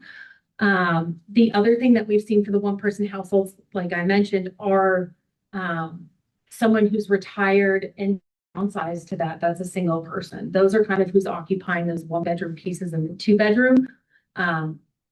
Shockingly, from when we had initial discussions and added into the weighted lottery piece, the household size of 4 or more, we didn't really see that true family number of 4 or more households. I think we've had maybe 6 total, which I think was a different data point than we anticipated for this component. I think this slide right here, it definitely is good information to use to the Cottonwoods and what we do in terms of next steps to get these next 27 units sold. But this, to me, is a really important slide for how we make decisions and how we think of people's capacity going forward in future product decisions. I mean, when you add up the co-signer with the private financing, with who already owned real estate, with the 2 that were able to buy this without even selling theirs, just meaning in terms of free cash flow, not that they could hold on to it, but and then the size of the households, like these are really important data points when it comes to. And this is, I've shared this with Lou and Kathy when they asked for our feedback as a board on the EPS study is here's all this demand, but where's the product type within each of those demands? And I think this is as good of any indication of where product type really matters when it comes to household size. So these are household size closed. Did we not? So we just did not have a lot of families apply? Not households 4 or more, no. Okay, so really not a lot of families at Cottonwoods in. Mostly Couples or singles. couples or singles, yeah. Interesting. Were any of these using 2 bathrooms? Were they all 1 bathroom? There's some Those are a lot of 2 bathrooms. Yeah, 2 1 bedroom. bed, 1 Oh, yeah. bath, 2 bed, 2 bath, 3 bed, 2 bath. The few kids that are there are gonna have a private playground. But the 2-person, 2-bedroom had a chance to expand, so that would be a family in the future. Yeah, future kids, hopefully. Yeah. But you're right, this product type moving forward, it is interesting, good data. This is, I think, just a great slide for us to show. Oh, yeah. How did the 2 close without selling their home? I thought they had to sell it. Their houses are currently on the market. It didn't need to be a contingent contract. They had enough cash flow to purchase. Oh. So they're working through active offers and to move that other. So property. they are selling. it. Yep. I think they have 6 months. 100, yes. Yeah. Okay.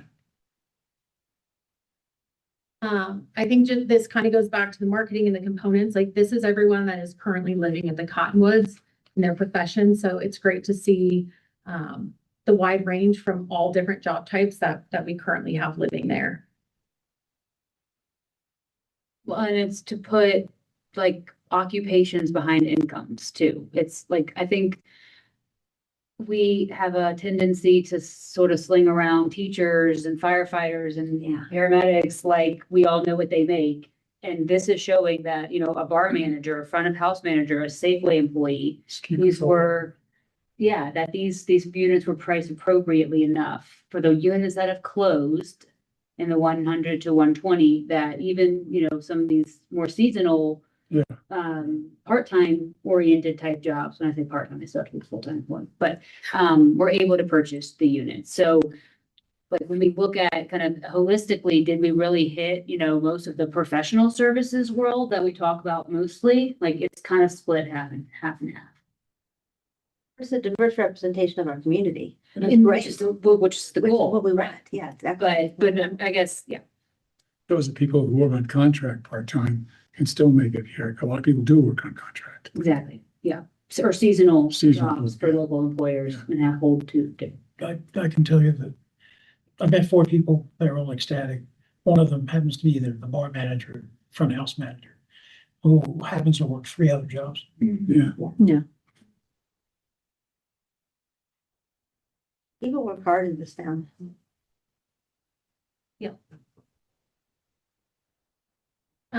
So we recently, to kind of bring it back to the 27 unallocated units that we have at the Cottonwoods, we pulled a recent list of market comps. So this kind of shows all of the Cottonwoods pricings are our most expensive unit within that bedroom size, just to kind of show where they stack to what's out there and what they can actually shop for. The 1 bedrooms you'll notice are probably the closest to market. So right now, based on the price per square foot, we're only seeing a 1 to 7% discount on our Cottonwoods pricing versus what the free market is. For a 2-bedroom unit, I would like to note that these are all of our perch units, so the interior, not the corner 2-bedroom units. We're seeing about a 19 to 25% discount to market with our current pricing. And then that 3-bedroom unit is sitting at a 32% discount to market based on all of this. Taxes, we estimated because we haven't had a full year at Cottonwoods to really know what those are, but so those are kind of ballparked in there. So this data, being an athletic, I add up numbers, I divide numbers. But you look at something like a 3-bedroom at $454,000 versus, I think it's $772,000 average price, is about 40% discount to market, and we can't sell them. So this doesn't necessarily represent demand. What this represents is here are other people trying to sell similarly sized units. And we are very competitive with those people. Correct. Okay. Well, I would also maybe say, I'm gonna go out on a limb here and say that these are active units that are not selling. Yeah, that's what That's I've it, yeah. Because of the next slide. Well, look at the HOA, and not to mention the assessments and stuff. All those HOs. Yeah, I mean, the HOAs are pretty, or for shadow. really high, Serious? but, well, hang on, there's a lot of nuance, remember that. That shadow run probably has some remaining special assessment from 3 years ago. But, like, not all shadow runs are that. Are the same. There's only a handful of 3-bedroom shadow runs. But, so those units are not sitting because they are sitting, they're not they're selling because interest rates are so high. And to the next slide, it is cheaper to rent in that bedroom configuration than it is to buy. And people are doing that math and making that decision. Does the deed restriction kind of make people shy a little bit? Or low prices still? Yes. Yeah. Especially in like, I mean, to Lou's point, in the 3-bedrooms, you are substantially discounted to market. Right. But, we don't have primarily the main, it's like not the 3-bedroom units that are main, it's the 1 bedrooms. But at the 1 to 7% below market, that deed restriction is absolutely a non-starter for people in this AMI range. Where your stratification to market is so much smaller. How did we get to the price on the 3 bedrooms? Because it's just on a square foot basis, that's a massive discount. So we backed into all of our pricing as it's outlined in the deed restriction. So a 3-bedroom was a household of think it was 4 people. One bedroom was 1.5. And we basically, Jason structured a table that included your HOA payment, a rough estimate, So you. interest and all this, and then you backed it into that 30% payment. All right, Correct. I was looking at it. You have to make a Bob perspective, but. Okay, so. Can you 30%. go, this is Steve, Okay. can you go back to that last slide real quick, please? And can you just, I'm looking at the bottom there and I'm seeing that for a Cottonwood 3-bedroom, it's $10,000 more dollars than a 2-bedroom. And you get 180 more square foot and it's almost $80 a square foot cheaper, which says to me that the rationale to buy a 2-bedroom unit versus a 3-bedroom unit is kind of problematic. I mean, you get a much better price. I mean, only 10,000 more for more square footage, and you end up $80 cheaper a square foot, and yet the 3-bedroom still didn't sell as well. So I think it's nuanced also in a different way that I'm not quite sure what that is, but those prices seem between the 2 and 3 bedrooms seem very, very close. $10,000.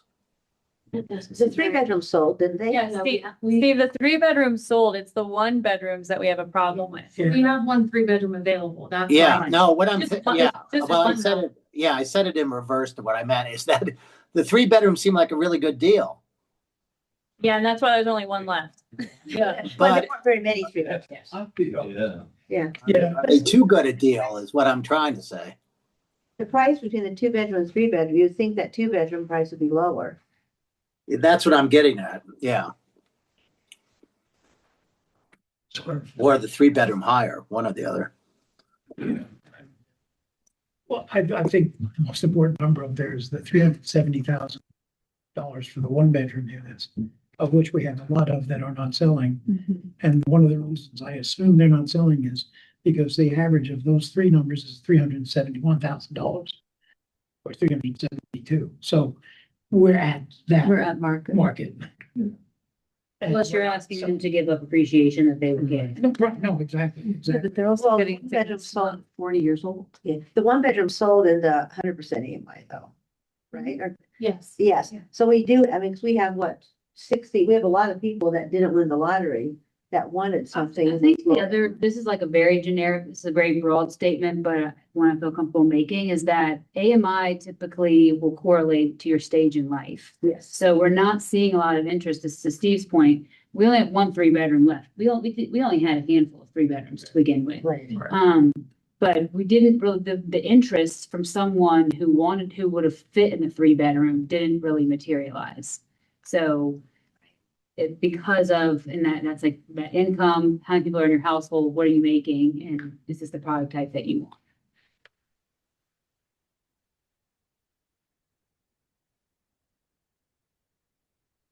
So with this current price range, all of the prices are set. I have the 2025 140% set, since that's how we initially set all of these is off of the 2025 EMI numbers.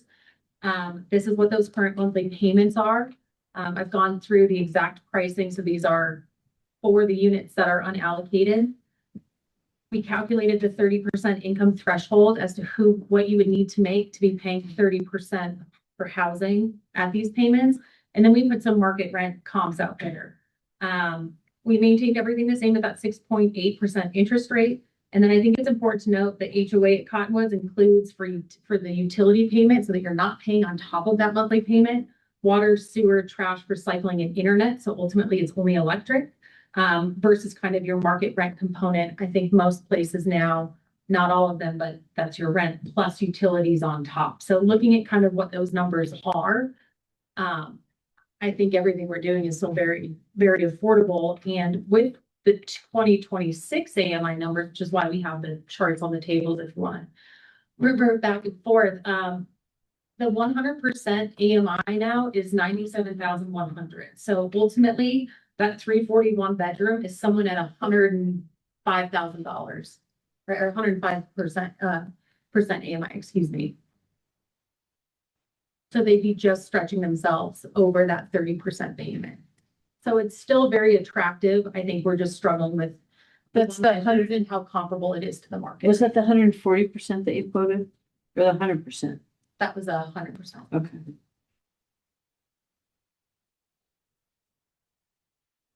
That 100% was in terms of dollars, 100, was Oh. 97,000. That's with all the average of all the other incomes. Yeah. I'm curious, so it's kind of distorted. Yeah, and so that kind of leads into this, this next component. So the highest demand obviously was for the 120%. The 20 and 26 AMI numbers increased 6.7%. So what that's done to even our qualified current households, it's pushed them down a bracket. So if you were a 140, those households now qualify in the 130% AMI. So that's definitely pushed them down. So trying to open that up to find that higher AMI component, it just hasn't materialized. So I think with some of these additional, the radio ads and such, we're still trying to reach them. We have units to sell. Interest rates, obviously, as we've mentioned, are stalling people, I think, from moving, which has led to the housing market softening. So our path forward currently that we're going to get to now is kind of to develop a strategy to sell the remaining inventory that we have, which is 27 units. For information, the current construction loan balance is 8.1 million. And this is kind of just As of Monday. Okay. so that kind of ties into assessing the carrying costs and the time to sell these homes and how those all kind of dovetail together. We were awarded $10 million of STR funds. When we initially did our pricing, that was launched and approved, we did put kind of a slush fund on the side. So if somebody was under contract and had, I just can't make it at 318, but I can make it at 315, we had those funds to make those adjustments. We didn't have to do that, which I think is great. So we have $386,000 left of that 10 million to spend. I've gone through all of the 140 units and tried to reallocate those funds to exhaust that 386, and it can bring us 920% AMI units. So on this sheet, you'll see what the unit, the bedroom size, what their current price is, and what the new sales price is. That also changes that discount to market quite a bit. Is that at the 2026 AMI level or the 2025? We wanted to keep, right? We wanted to keep it. So You've got to keep it consistent so the prices are equitable for other sellers. And with the increase in AMIs, it just brought people down. Yeah, no, I just wondered what this, yeah. What, just curious. Can't sell one bedrooms mostly. We've sold all the three bedrooms, but one. Why wouldn't we discount the one bedrooms substantially more? Because it costs more and then it's less units to move, which we can do. Are you But that's like the biggest number. Are you saying Unsold keep units. the 3-bedroom at 454 because it's already so discounted and instead use that extra 20-30,000 to discount the other ones more? I'd say that and even the two bedrooms. If we, as an organization, have more one bedroom units to sell, then we have customers to buy, discount it more. I hear One bedroom. what you're saying. I was just getting Yeah. a clarifying question if that's what you meant. Yeah, Well, I if guess we question- discount it more though, I think what you're saying is, could we swap out the discount that this scenario, this is just a scenario, Right. is suggesting, could we just swap that money in and move another one bedroom down and hold firm at 3? Because these are all being moved down AMIs. They're going from 140s to 120s. Yeah. And I guess my question is, we know what we know what the demand is based on who applied for the lottery. We know what the demand is for this product. Yeah, for this product, we know what the demand is for conflicts. Yeah, that's when I say demand, I'm talking about our product. So if we already know what people applied for, because we saw the numbers earlier, we have like 60 people who applied for the lottery and didn't get it. So do what those 60 people or the majority of them want align up with this product mix? So the 100s, I didn't have any issues with the 1 bedrooms. Okay, so Selling them in that AMI tier. So this is 120 though. So I guess that's my question, is we already know what the demand for this product is based on what the applications we got. What is is this alignment going to tie to what our current lottery applicants are asking for? Can you show that graph again? What they want? Which The one? one that, how many people apply that? The graphs, no, that is. You know, that's- I'm just saying, is this what our current lottery applicants want, this product demand, this product type, mix, whatever? At the AMI. Yeah, It is at 120 AMI. the graphic that showed. The So line, the initial thought process was the since AMI, not. the highest demand was between 100 and 120%, with 386,000, this is how I can satisfy the most amount of people with the remaining funds. People If are we- applied, okay. Correct. That's- If we were to buy them down to 100%, I can do 4 one-bedroom units. So that's 4 versus 9 with the same amount of money. Okay, I see what you're trying to do. I think that's a great clarifying point. I'm wondering if we should like see the other options and then get to like what to consider, because Yeah. obviously we can finagle with these options a ton, but like. Well, on the point. What you're looking for, correct me if I'm wrong, is just direction. Like the board would like to see the most units lowered, or we would like to Yeah. see. So I'm wondering if we can just like hear your whole presentation and then get back to our ideas or our suggestions. That's fine. Yep, and the reason that these two are being proposed on the front end of the full list is because these are things that technically we could do today with money in hand. But we know the board feels really strongly about this decision, so we wanted to bring it before taking any action. So the second option that I've provided in here is utilizing the remainder 386,000 and YVHA's 311,000 of budgeted commissions. There's kind of a couple different thought processes. You'll notice here, I was able to buy 5 units down to that 100%. Totals about $424,000, I believe, to buy all of those units down, and then it's a lesser amount to buy the 7 units down to the 120. The thought process that we discussed at the real estate meeting around the YVHA budgeted commissions component is that's cash in hand. We still have, if we were to move these 12 units and get them under contract, there's 27, so we still have 15 more units that we need to move.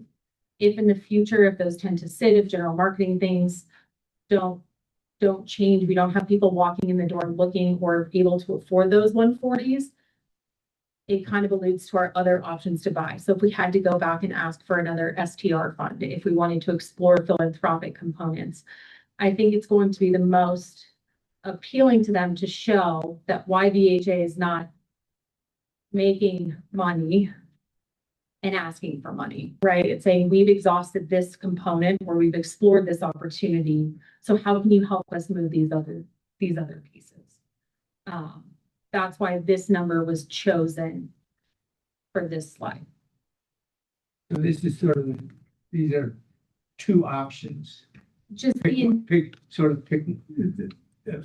one or the other. we just No, wanted to show so there's There's gonna be a progression of options.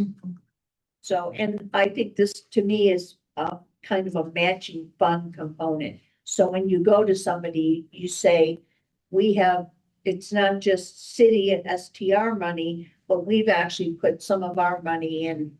And as we ask, whether we go back to the city or we go to other sources, we've got some skin in the game. But they've already given us a 386. yes. Right. 386 is in We the. have that. So we don't have to ask them to use that. We can just use it. No, Correct. but if we don't use it, we have to give it back, right? I would say we have a lot of skin in this little game already. I think we do. Understood. Go ahead. Sorry. No, you're fine. And so that kind of gets to, here's all of the options to consider. We've kind of drawn this line in the middle as the top 3 are kind of the things that we can do and make a decision on today. Everything else is going to need continuous follow-up for the future. For a future discussion. So a big piece I would also like to highlight is we received TCO on March 27th. It is July 2nd. We have almost 50% of those units sold. In general real estate, that is extremely quick. And I'm like, we've been, yes, we have been It doesn't happen. busting butt to get these under contract and sold. And we still have more people that are walking in and moving. So I just want to throw that out there that we're moving as fast as we can, and I think we need to acknowledge that. And again, it's the board's decision, but these are kind of a general path forward and kind of a knee-jerk reaction to moving units quicker again at the pace that we're currently operating. It just so happens that unlike unlike deals that don't have the pressure that this particular deal has, there's a little bit more time to say like, oh yeah, we've had an exceptional absorption rate of these units, but in our case, our carrying costs are substantial and everyone has already lost a lot on this deal. And so by these units and the demand, like the dynamics that we're seeing in terms of the demand for these units, like we just, based on everything that we've shown you slides above this, we don't see that changing very much. Even if we spent another 20 grand on marketing. So I think that's why, so it's, yes, this is really great results, but those are unlikely to change while the, carrying costs continue to mount. So pausing will cost a lot of money waiting for this happens. That's the big downside. Less than budgeted. Because at least at our pace, we're ahead of that construction loan where we thought we'd be at the beginning of July. How much is this pausing would cost for? Or is that another month? I mean, on the construction loan itself, it's like 50K a month, and then there's the other 4 million. Call it 25, so yeah, 75K a month, maybe, not just interest. Jeez. But we do have 60 people who, or I don't have the breakout, but we have families who entered the lottery, didn't win, and are desperate for housing. And you're saying that you guys have created a very good plan in number 3, that we can get another 12 people into housing soon. And that's a beautiful thing. I'm gonna push back. You think we should wait and wait? Yeah, I honestly, continue marketing, buy down for 385, 386, whatever it is. $311,000 is not money that just sitting around. Yeah. That has been earned. Correct. And people have worked to generate that income. And it is, I mean, just from establishing a precedent, it's okay, we'll give you the land. We won't get any money back for it. Okay, we'll give you our developer fee. Won't get any money back for it. There's a lot. It's very easy for us to dip in there. And we don't know what the final outcome is in terms of cost for this until everything is, we're beyond the construction loan itself. So I think that what I would recommend is you do item 1 and 2. We sit around and we wait and see how it goes for the next month or so. And then talk about item number 3. Well, I guess that's 90, it's still 90 units by number 2. Yeah. Which is a beautiful thing. I mean, Yes, so, absolutely. and actually that kind of makes sense, because that saves us 311 in case we need to go to Steamboat, SDR, City Council, we could do matching. Or philanthropic, whatever happens. So that makes sense. Can I ask a question about the slide? What's the significant horizontal line between items 3 and 4? So 1 through 3 are the things that we could do Right now. immediately and make a decision on. Right now. Okay, got it. I think we should, I'm hearing what you're saying. I think the economy is in a really bad position right now. I think we have demand, and I think where a housing authority provides housing, we should, my opinion is I think we should put the 311,000 in, get people into housing. So 1, 2, 3. Yeah, that's just my opinion. That's a good- Part of that opinion, something that hasn't been brought up yet, is I think the economy is just in a really shaky spot right now, and I think it's wise for us to sell units if we can. Keep the momentum I low. think next 30, 60, 90 days there's not a lot of uncertainty. Outside of like the economy point that I agree with, that Scott just brought up, I more relate to we're a housing authority. Our mission is to provide housing to the people who need housing. We know that the need is at the 100% AMI. We know that the need is at the 100 to 120. I am very supportive of using the 386 and the 311 and kind of authorizing that today. I think that, for all the reasons Scott just said, but also like, that is our mission and vision. Like option one is not our vision and mission. We want to just provide this housing, in my opinion. And I think that's really important. We know that the need is there. We know that, as Lala and Michael and have said, we can't just keep marketing and expect something to change. Like, that's not where the market is right now. That's not going to change. I think also, side note, I'm really proud and happy to see that you toot your own horn, because you guys have worked really hard and you are doing an excellent job. And I think that that story needs to be shared more. If that's like a different conversation of like, how can we get communication out of, and I know that it's going out, the move-in Mondays, like there's so many good things happening. I'm very happy to see all of that, but like the story is a success story, and we need to be sharing that. But 100%, I think today we need to authorize a 386 and a 311. I heard that. I think that's the thing. But yeah, I feel like as my job as a social worker in town, like so many people I work with are below that 100% AMI, and housing insecurity is their biggest struggle, like across the board, no matter what their experience is. Like having stable housing here in the Yampa Valley would be so transformative. So yeah. And I've talked to multiple people who didn't get chosen for the lottery. They were so bummed, like that. They were so excited about that opportunity. And if we can say, hey, guess what? There are 12 more units now that you can reapply for that fit your AMI. Like, that's pretty freaking sweet. Well, I guess that's the question. What do you think of the process of all that? Like this, we already have people qualified, so if you had 10 people that qualified, you just now go to 11, 12, 13, 14 and just do it that way? Or you did lottery, or what are you thinking? I think the thought would be that we would run a new lottery just because we've had such high demand in those areas. Since you had new people apply. Because it's hard at this point to Okay, prioritize based on a timestamp. right, that's what I was thinking. And I would like to also open that component to people who maybe didn't get into building two's lottery, but they still call us saying, I've been working on my credit. So that hopefully now they've got that, like that's been 3 months since that lottery was, that was run in February. So there's still some other options. So I think we would market kind of the same way we did, 2-week time span, and then open another lottery, run that, and then move them. So like the people in Helico was talking about that were really bummed, do they have to reapply, or they're already in? We would just send communication out to them, they're already in, and they would get the invitation link Okay, for the lottery. when you say invitation link, that means they have to reapply, or they're. Like they would have to say, there might They be. have to say they want to do it. There might be people who've changed their minds Right. since then. So yeah, they wouldn't have to like do any of the pre-qualification stuff. But that's also the piece of all the qualified applicants. Mhm. We still sent them a lottery invitation because they qualified to participate in that AMI's lottery, Okay, and they could choose not to open the link and select you. okay, gotcha. All right, just wanted to make sure that, so, because you're right, I've spoken to people too who were really like, just barely missed it, or like really bummed.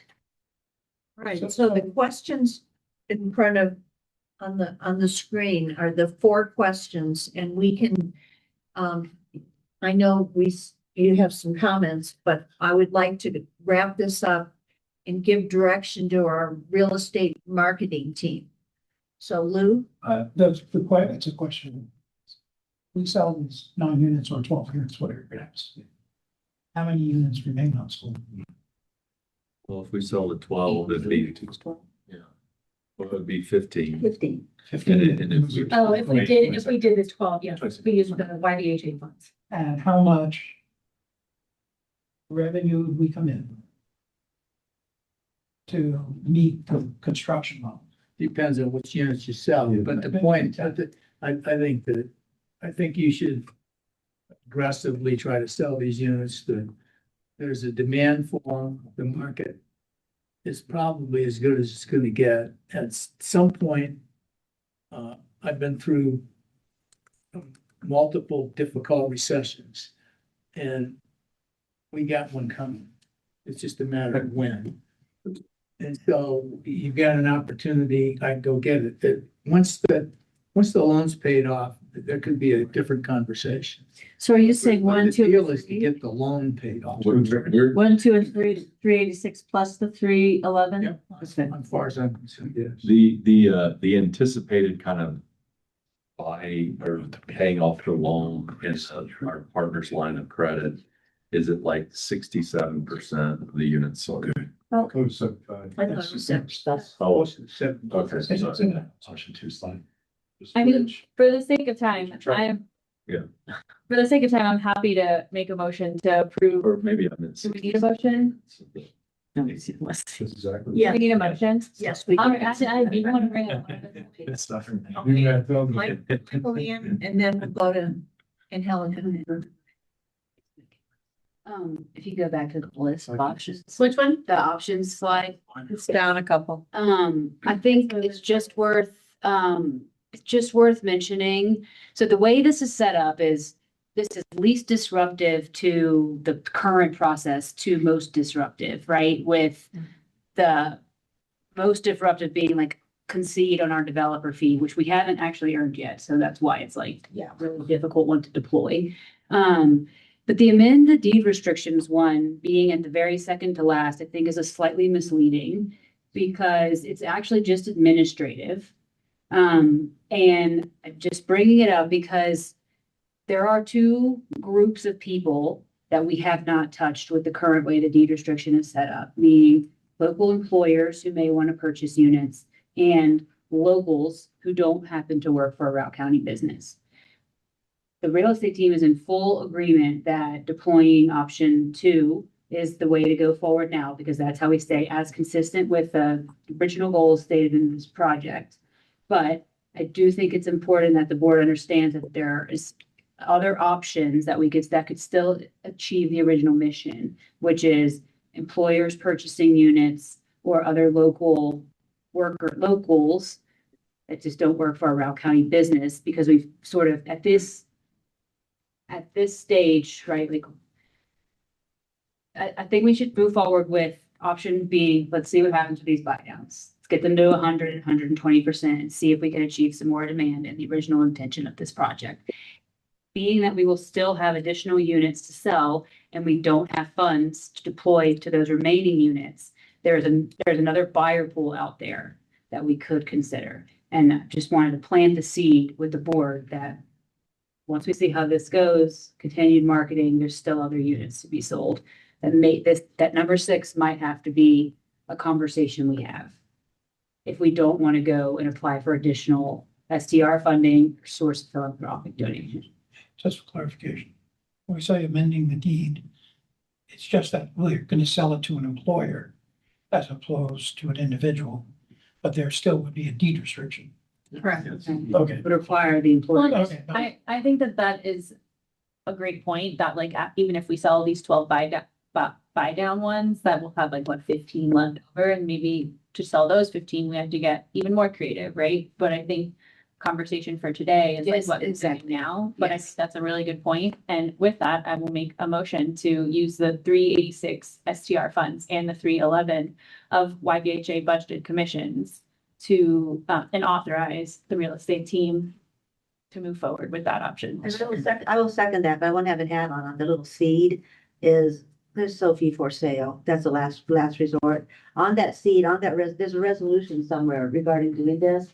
I want to clarify that I think there's a whereas that resolution, it had the phrasing buy down. I would like to please have a friendly chair amendment to clarify that language in the resolution to say that we are reducing the AMI level from 140 to 120. Yeah. Because the phrase buy down does not reflect of what we're doing here. So I think there was actually a resolution you had sent over in a different package or something. Yeah. So I would like to Reallocate the AMI. Yes, so I would like to please rephrase that word buy down to reallocate the AMI from 140 to 120, if you'll accept that friendly. All right, I'll give Catherine the second, but John he had his hand up too. So, all right, thank you. So I have a motion by Angelica and a second by Catherine with a clarification on changing the term from buy down to redesignate. It's reallocating the AMI level from 140% of AMI to 120%. 100 to 100. Any From 100. Any further discussion? I just want to add that if you're adding the YVHA funds, it's a redesignation to 120 and 100%. There's a mix in there. 100 to 120. Yes. Okay, Is that right? Yeah. any further clarifications or questions? Just with grave reservations, I support them. Okay, grave reservations. All those in favor signify by saying aye. Aye. Opposed, Motion carries unanimously. Thank you very much. All right, our next action item is the Hillside Village revamp presentation. Emily and Elliot.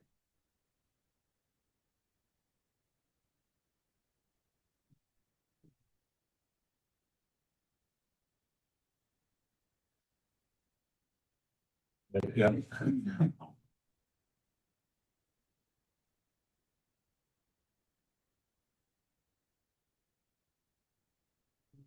Um, so we're just bringing this back from last month's meeting.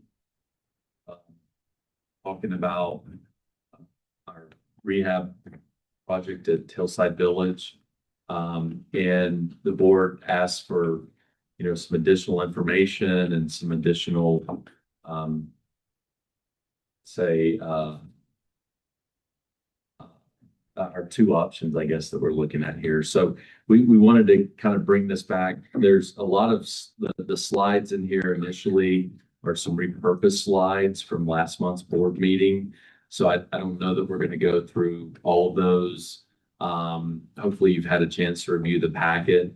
I think what we're really talking about here is the two options.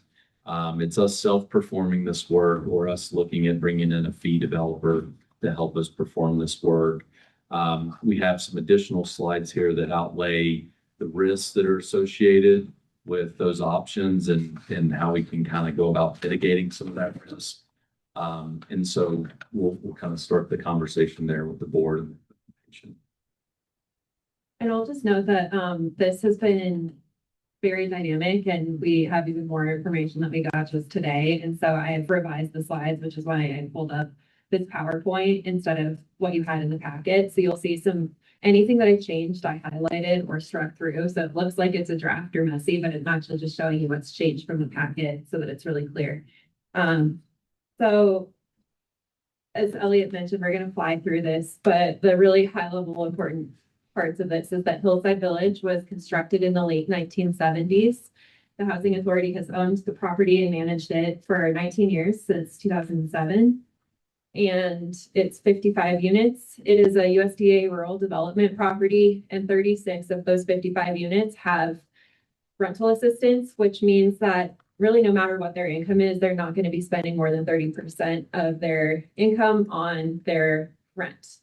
And Hillside Village fills a really important role in our community's just general affordable housing ecosystem, if you will, because of that USDA rental assistance.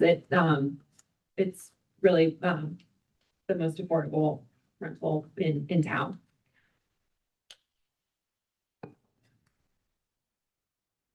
And so our project goals are to bring Hillside Village up to a modern standard. So improving the safety, the ADA accessibility, the quality of life, energy efficiency, just bringing it up to a modern standard while also preserving the affordability, which means preserving that USDA rental assistance. Those are our two goals for this project. The feedback that we got from the board last month and then in multiple development team meetings can be kind of distilled down to these three main issues.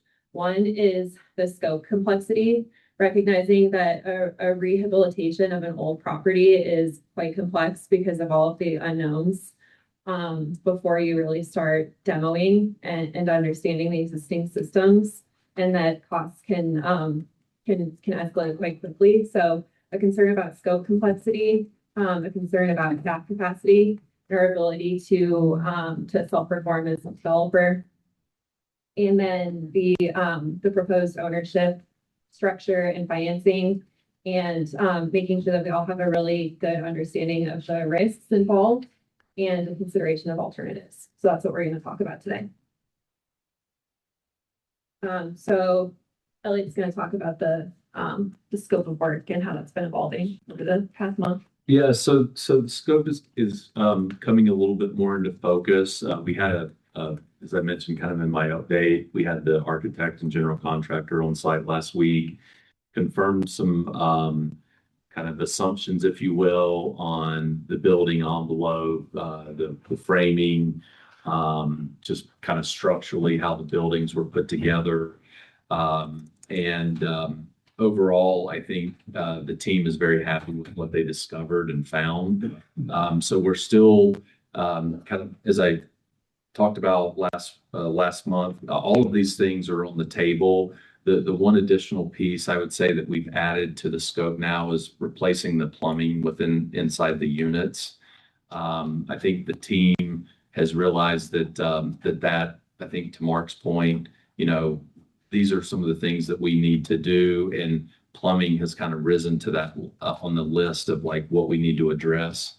As I also mentioned, we'll have our first kind of estimate from the general contractor next Wednesday on the 8th. I will also say that the architect had a meeting with Doug Schaefer and Todd Carr on Monday, this past Monday, the 29th. They kind of characterized that meeting as being a very productive meeting. Doug and Todd indicated that based on the kind of current scope that we are and the path that we're going down, that this work will not trigger fire sprinklers being added to any of the 5 buildings. We did let them know that we are going to incorporate a fire alarm, a fire annunciator into the project. So essentially kind of letting them know if there is a fire, there'll be kind of loud, you know, noises and buzzers going off, which they were happy to hear about. And so the other piece of this that they talked about was some of the feedback we'd received with the sound attenuation between units and above floors and between walls. They also said that they would not count the removal of the ceiling towards the 50% component of that would trigger fire sprinklers on this project. So we'll also be able to do some sound dampening, sound attenuation that'll help with some of that sound transfer between the units.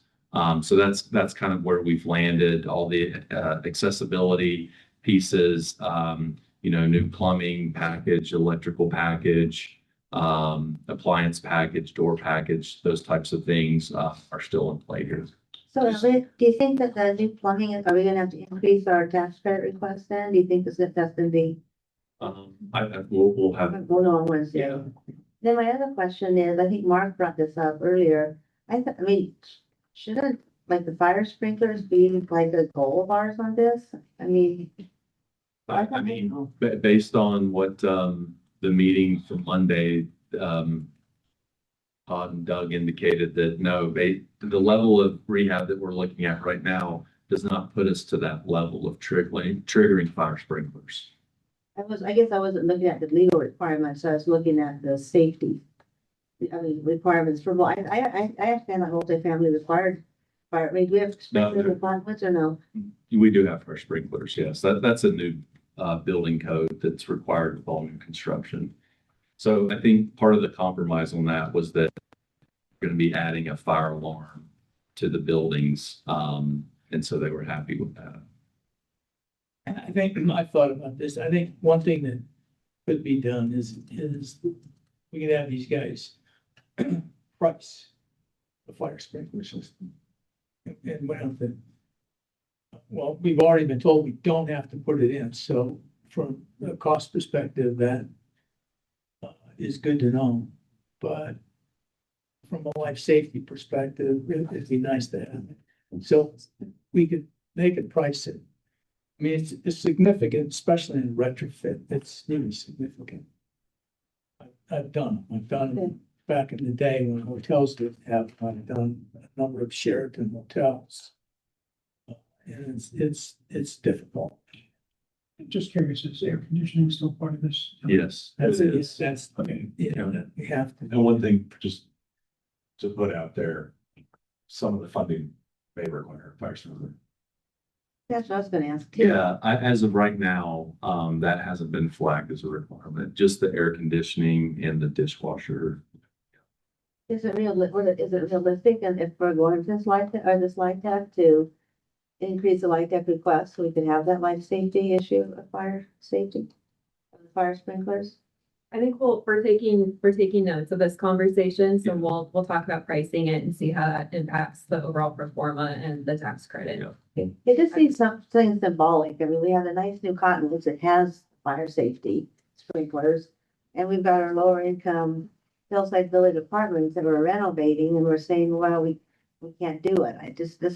Well, it's not that we can't do it. I mean, we've checked in with the building department officials and they've indicated that it based on the scope of work, it's not a requirement. Yeah, I mean, I realize it's not required. I guess it's also that philosophical bent of just how affordable housing works in our society that, okay, it's not required to do it here. It just seems like for the life safety.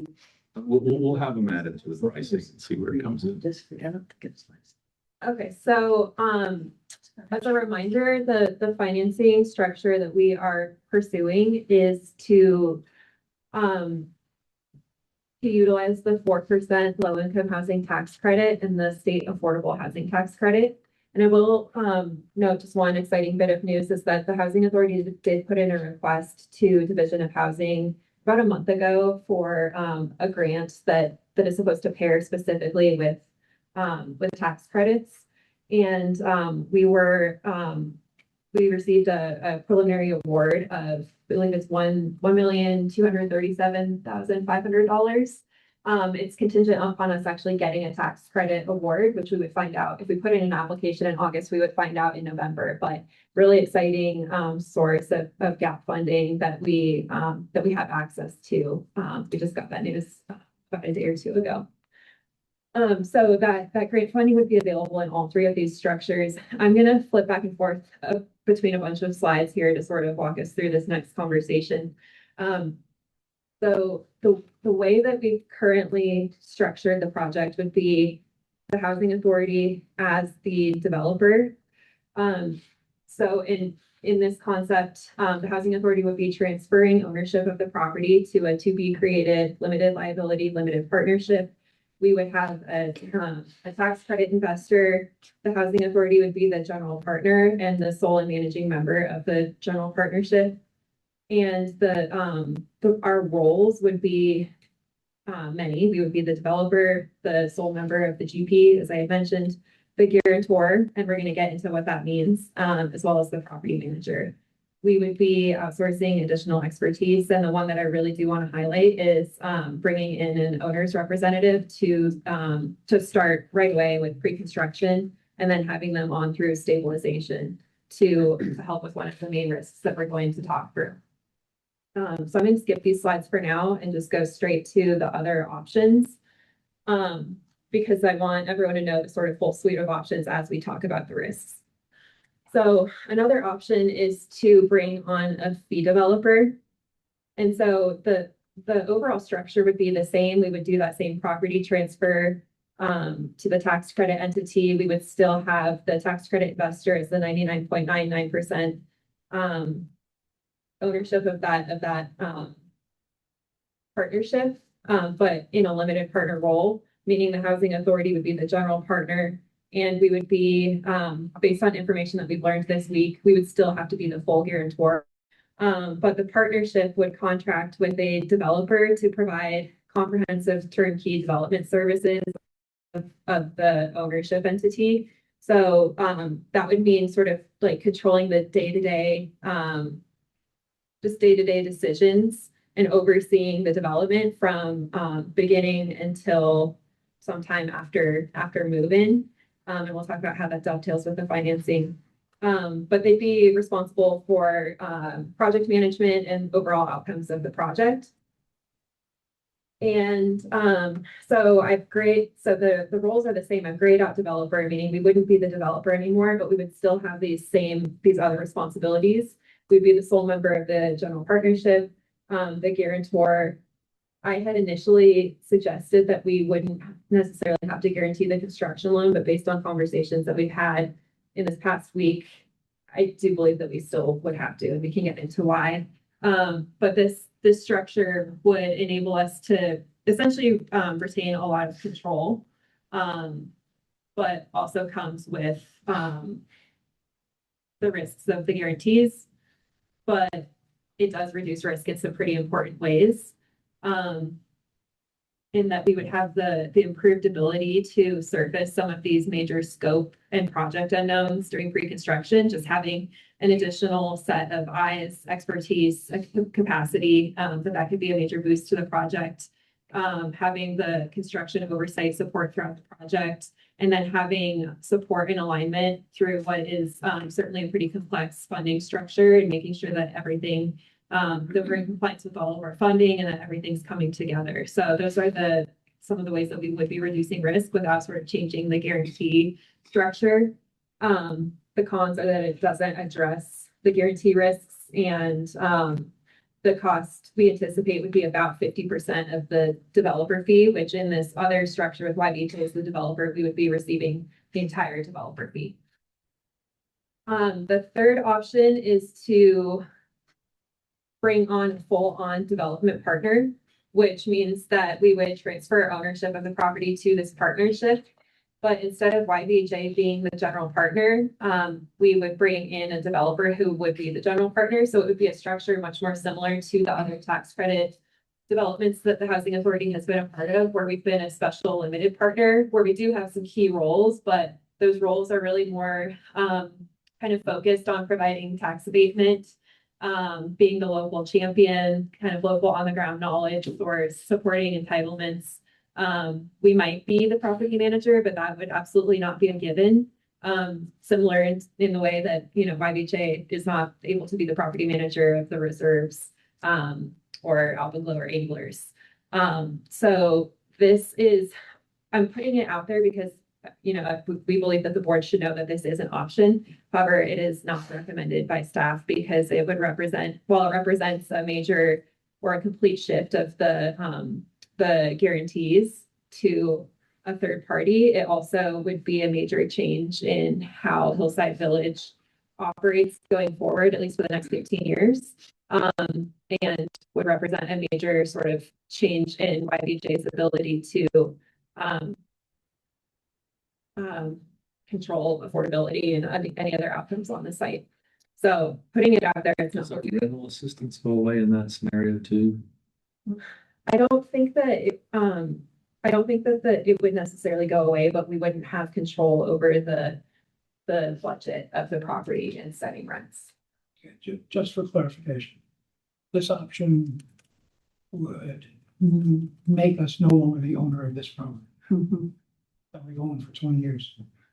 Well, and to be clear, no matter what, the ownership of the property would be transferring to this to be created entity. Correct. However, in the other two scenarios that I went over, the Housing Authority would be the managing member. So we would be, while we have a small actual stake of ownership during this tax credit period, we would be still managing, making our decisions. But I mean, fundamentally, the revenue stream that exists and the value on our balance sheet would disappear. Is that fair? No. And the other two, once the completion and lease up is done, our portion or our interest in the LLP will still be carried as a value on our balance sheet. But not in this last option. But not in the last option. That was my point. If there's value. If there's value. If there's value, there's not really value.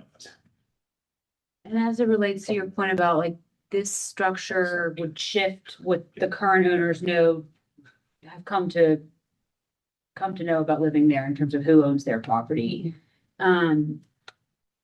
That's because like, we've owned it for 20 years, but we inherited this property, right? We did from the So- Regional Affordable Living Foundation. Okay, so Who acquired it in 2000. okay. So it's different for them in terms of like, I guess presence of whoever the owner is, but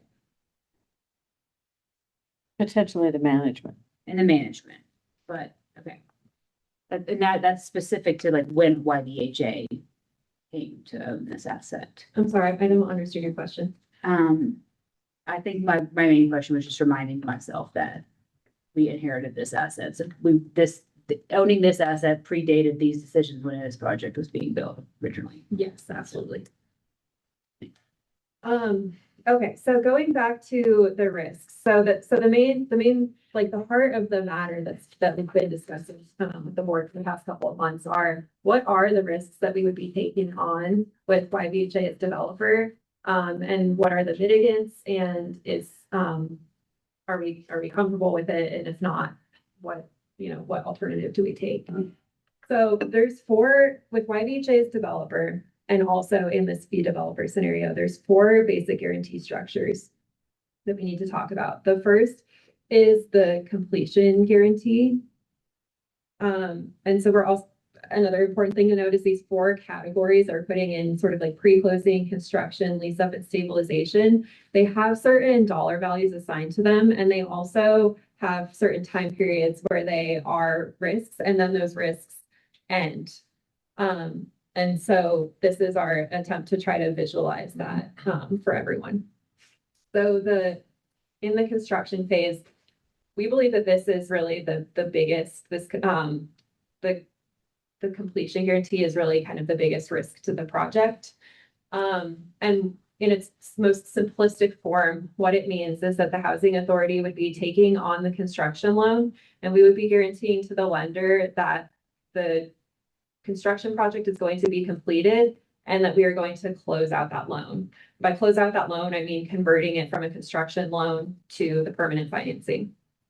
And so right now, the sort of total value or cost of that risk, if you will, would be a little bit over $12 million. It would start as soon as we get the construction loan.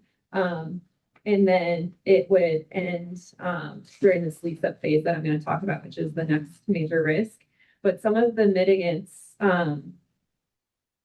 to this they really begin now, which is having a very carefully reviewed design, a tightly defined scope. So really understanding those major sort of like unknowns that I had alluded to, the challenges with a rehab project.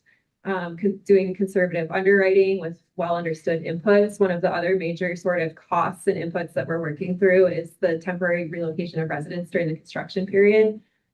Having a watertight GMP contract, a trusted owners rep, which we talked about, good project management, sufficient contingencies, requiring the general contractor to provide a performance bond, making sure we have sufficient builder's risk policy. This is the sort of like suite of risk mitigants that would come with this. The next guarantee is the lease up guarantee, and this is really important, and it ties to the completion guarantee because we are guaranteeing that we will be able to convert our construction loan to permanent financing. And we do that by having demonstrating a 6-month period where we are leasing the property. My computer's going to die soon. Can I use your charger? Yeah. Thanks. Behind you. So we're done. So we have to lease up the property for 6 months. And then for 90 days, or 3 months, we have to show that we are at 90% occupancy and meeting a certain debt coverage ratio. Once that happens, we convert the construction loan to the permanent financing, and that construction completion guarantee, this big orange chunk here, that goes away. And so does this $10.5 million risk, that goes away as well. Then for the next 5 years, we will have an operating deficit guarantee that would require the housing authority to just demonstrate that we have sufficient operating reserves. Well, am I getting that right? Yeah. Okay. For a 5-year period. That one's a little bit harder to quantify, but we've sort of estimated it's about $312,000 annually, exactly. And then that goes away. And then the final one is the sort of the biggest dollar value. It's right now currently contemplated to be $15.7 million. That's the total amount of tax credit equity that would be bringing into the project. Tax credit equity means subsidy. And it would last for a 15-year period. And that is the tax credit recapture risk. And I've also noted in kind of color coding the sort of on a scale of like how likely something would happen that these risks would be realized. red is the most likely, orange is in the middle, yellow is least likely. So this is the biggest risk and the longest running risk in terms of dollar value and time, but the least likely to happen. And our understanding is that it really just happens in a sort of case of fraud and negligence. So it's like we tell the IRS that we are doing a specific thing with these tax credits, and if we don't do that thing and we don't sort of we don't cure when we get flagged for not doing the thing, and doing the thing is, you know, renting units to the specific population, just meeting all the requirements of the tax credit program, then there's an opportunity or a potential that the IRS would claw back the tax credit equity. The mitigants there, I guess I failed to go over some of the mitigants on the other risks, but would be to have a clearly defined project management plan, internal procedures, to continue to have our on-site manager who's employed by YVHA. We have board oversight of the ED who manages the YVHA staff. We would have a third-party compliance manager for several years, who would be, this is already a very compliance-heavy property because of the USDA requirements, but this person would be doing an external file review to make sure that we're meeting CHAFA and IRS's requirements. CHAFA also has its own CHAFA and the investor have their own audits. So point being, there's a lot of eyes on these types of projects. So unless there's just like fraud or just gross negligence, that this is not a risk that's likely to be realized. So putting that out there, this is a kind of overview of the risks associated with approaching the project in the way that we have suggested. And we've had a lot of conversations about it. And I guess I'll stop there and see if there's any questions or discussion that you all want to have about the risks and the different sort of alternatives. One with YVHA being developer, another with bringing on a fee developer. The reminder that, you know, everything can be negotiated, but our current understanding is that the real purpose of bringing on a fee developer would be to boost expertise, capacity, provide project management, but it wouldn't come with shifting any of these guarantee risks away from the housing authority. Clarification on the lease up risk. Right now we have what, 95% occupancy? Yeah, thank you for bringing that up. So there's currently one Vacant unit. unit. Out of 55. Mhm. So Yeah, and it's vacant because Kent is working on it.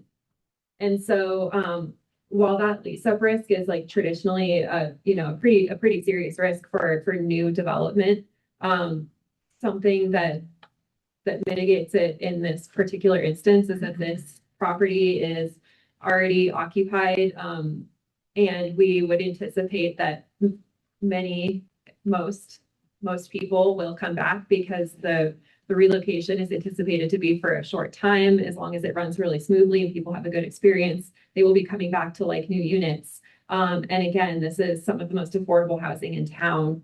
And 36 of those 55 units have rental assistance. And so there would be a strong incentive for everyone to come back. So if you had to simplify the categorization of risks, it would be in the application itself, which is $75,000, right? And we don't get them. In terms of likelihood to happen, yeah.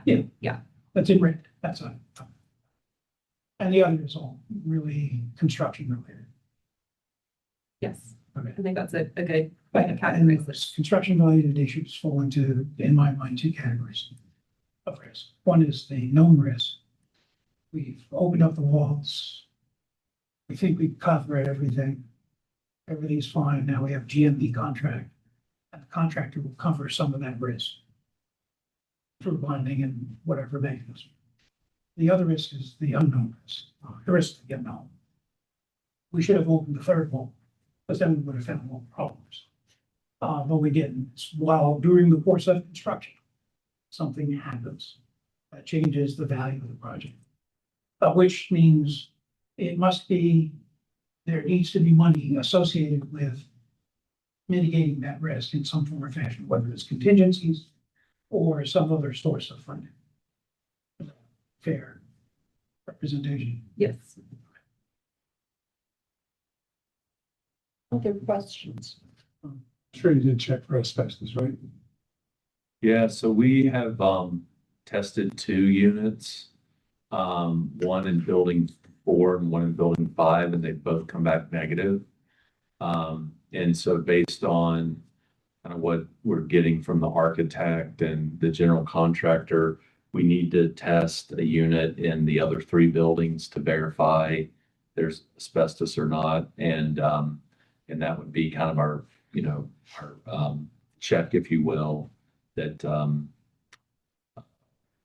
we don't have to add, mitigation, asbestos mitigation or anything like that to the project. They came back negative.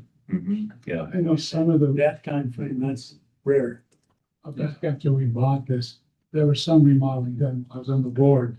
I'm not sure what was done. It made me inconsistent, some of the remodeling we did at that time. So you might check more than that, just to be sure, because I'm not sure what the asbestos rule was back in 2000. I'm sure it was pretty strict, but I don't know. Yeah. Yeah, no, we're definitely, that's on our radar as a cost. I have a question, but not related to risk. Is now the time to ask, or should we do the risk discussion first? Let's talk about risk. Okay, just risk right now. I'll do my other stuff later then. On risk, Mhm. the construction loan, the construction completion guarantee. What amount were you saying is the risk? That was 12 million. And what's the project cost? Like at just high level, what's the total project cost projected to be right now? Think 18. Yeah, I was gonna say 18, but I think it might be 19, but now we've got like new model. Yeah, I know you're model. So for the purpose of this, let's say 18. Okay. And that's inclusive of like the land transfer. The land transfer is like 3, 4. okay, yeah, okay. We're letting it to the current loan against. Okay. The only thing I'd clarify that, it's 100% financed project. So the completion guarantee is whatever the total project costs are minus the land contribution.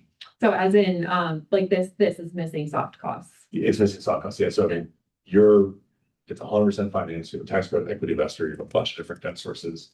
You're guaranteeing all of that, Mhm. not just hard costs and everything. Yeah, that's good. So just to clarify for everyone to know, like, just factor all your project costs minus, So then is what we're guaranteeing. 14. Sure. Yeah, that's a good clarification. Another clarification that I do think is helpful, which is kind of I learned, and I just think you here should know, is that this budget is not based on a construction estimate. Right. Mhm. Yeah, that's. See it exactly. Yeah, I guess so. At the last board meeting, it was unclear to me if we should continue with the tax credit application, which is due in a month. Because I just didn't get the sense that the board was comfortable with us doing that. And so, I'm hoping that out of this meeting, we can get really clear direction. Yes, continue with the tax credit application or no, don't, because we are putting a significant amount of work into this project, spending money, and it would just be, we need to know that. And then, of course, there's different ways that we can approach the ownership structure and the risk profile.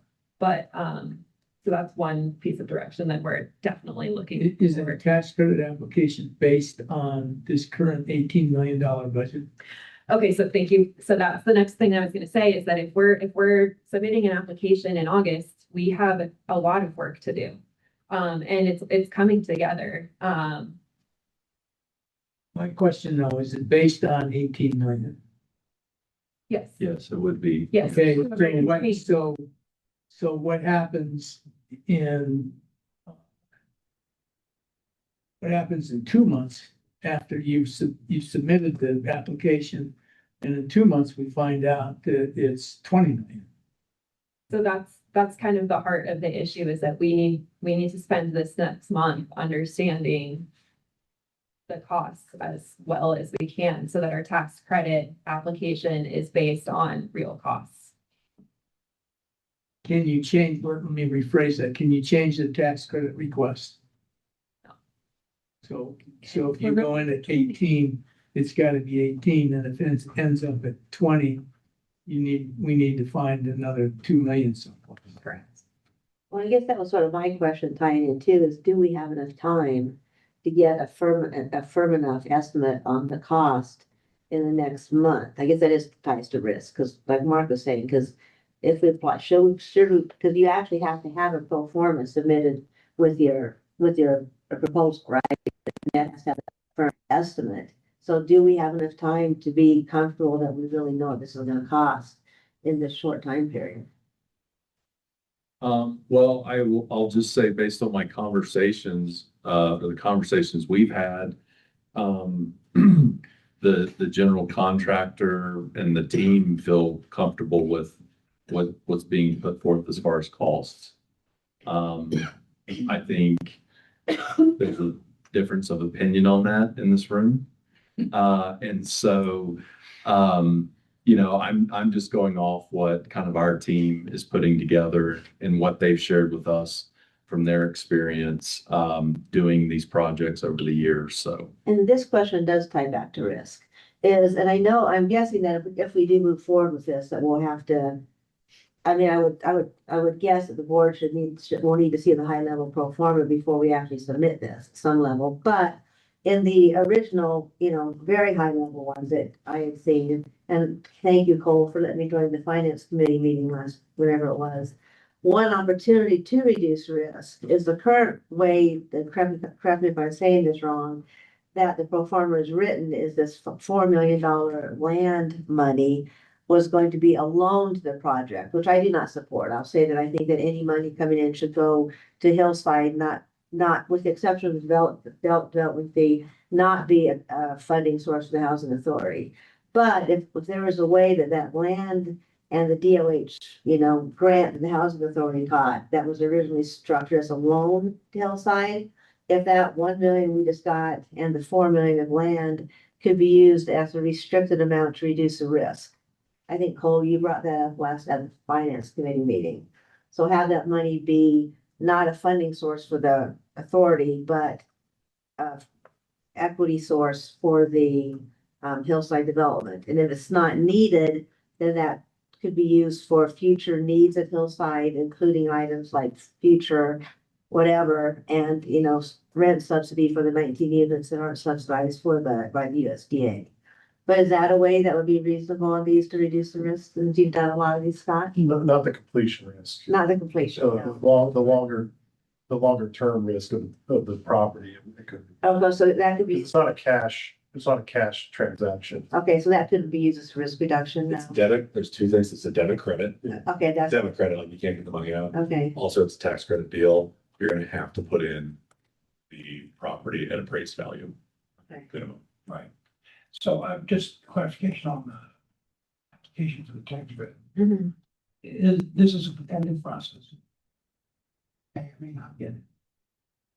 If we had a project that is thought is 18 million, but we put in 20 million, that's the right amount. Yeah. I'm sorry. I get what you're saying. Right. He said, what happens if the budget increases by 2 million? These things. 10% contingency. What if you went in 20 and it's actually 18? Well, it would- Yeah, I mean, then you're good, but these things are tight.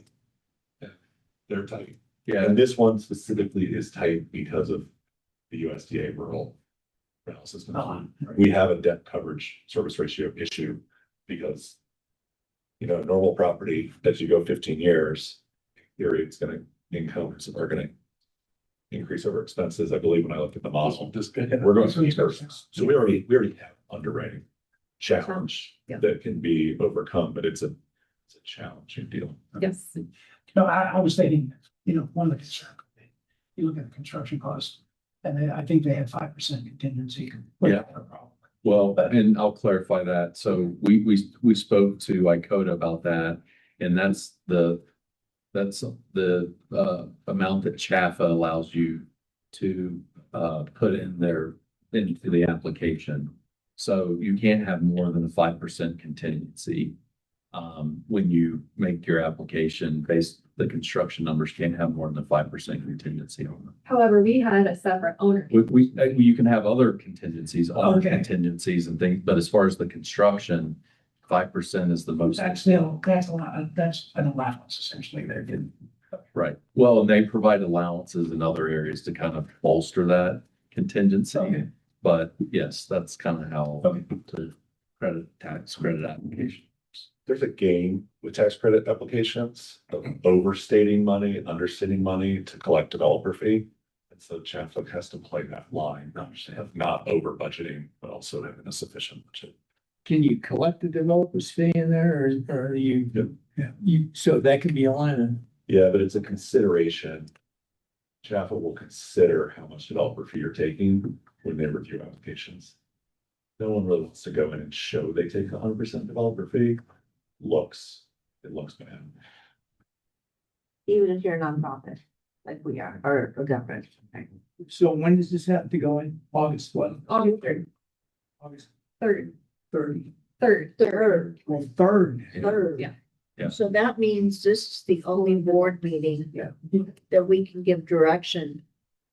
And I want everyone to think about that. But wait a second, we would give direction without even the board looking at the pro forma and the long-term financial You have to have a sustainability. special meeting. I mean, we'd have to have a special meeting with it for just financial due diligence. I mean, we have to see that. Unless we say we don't want to go forward at this Well, time. yeah, I agree. But I guess this capacity, staff capacity, I mean, do you have time in the next 30 days to get all this done? Yes, to be clear, we've been working on this Yeah. for about 6 months. Right, so you've got a lot of it done already. Yes. Okay. And we'll have an estimated construction cost. Next week. Next week. Right. You're gonna have a guesstimate. That's okay.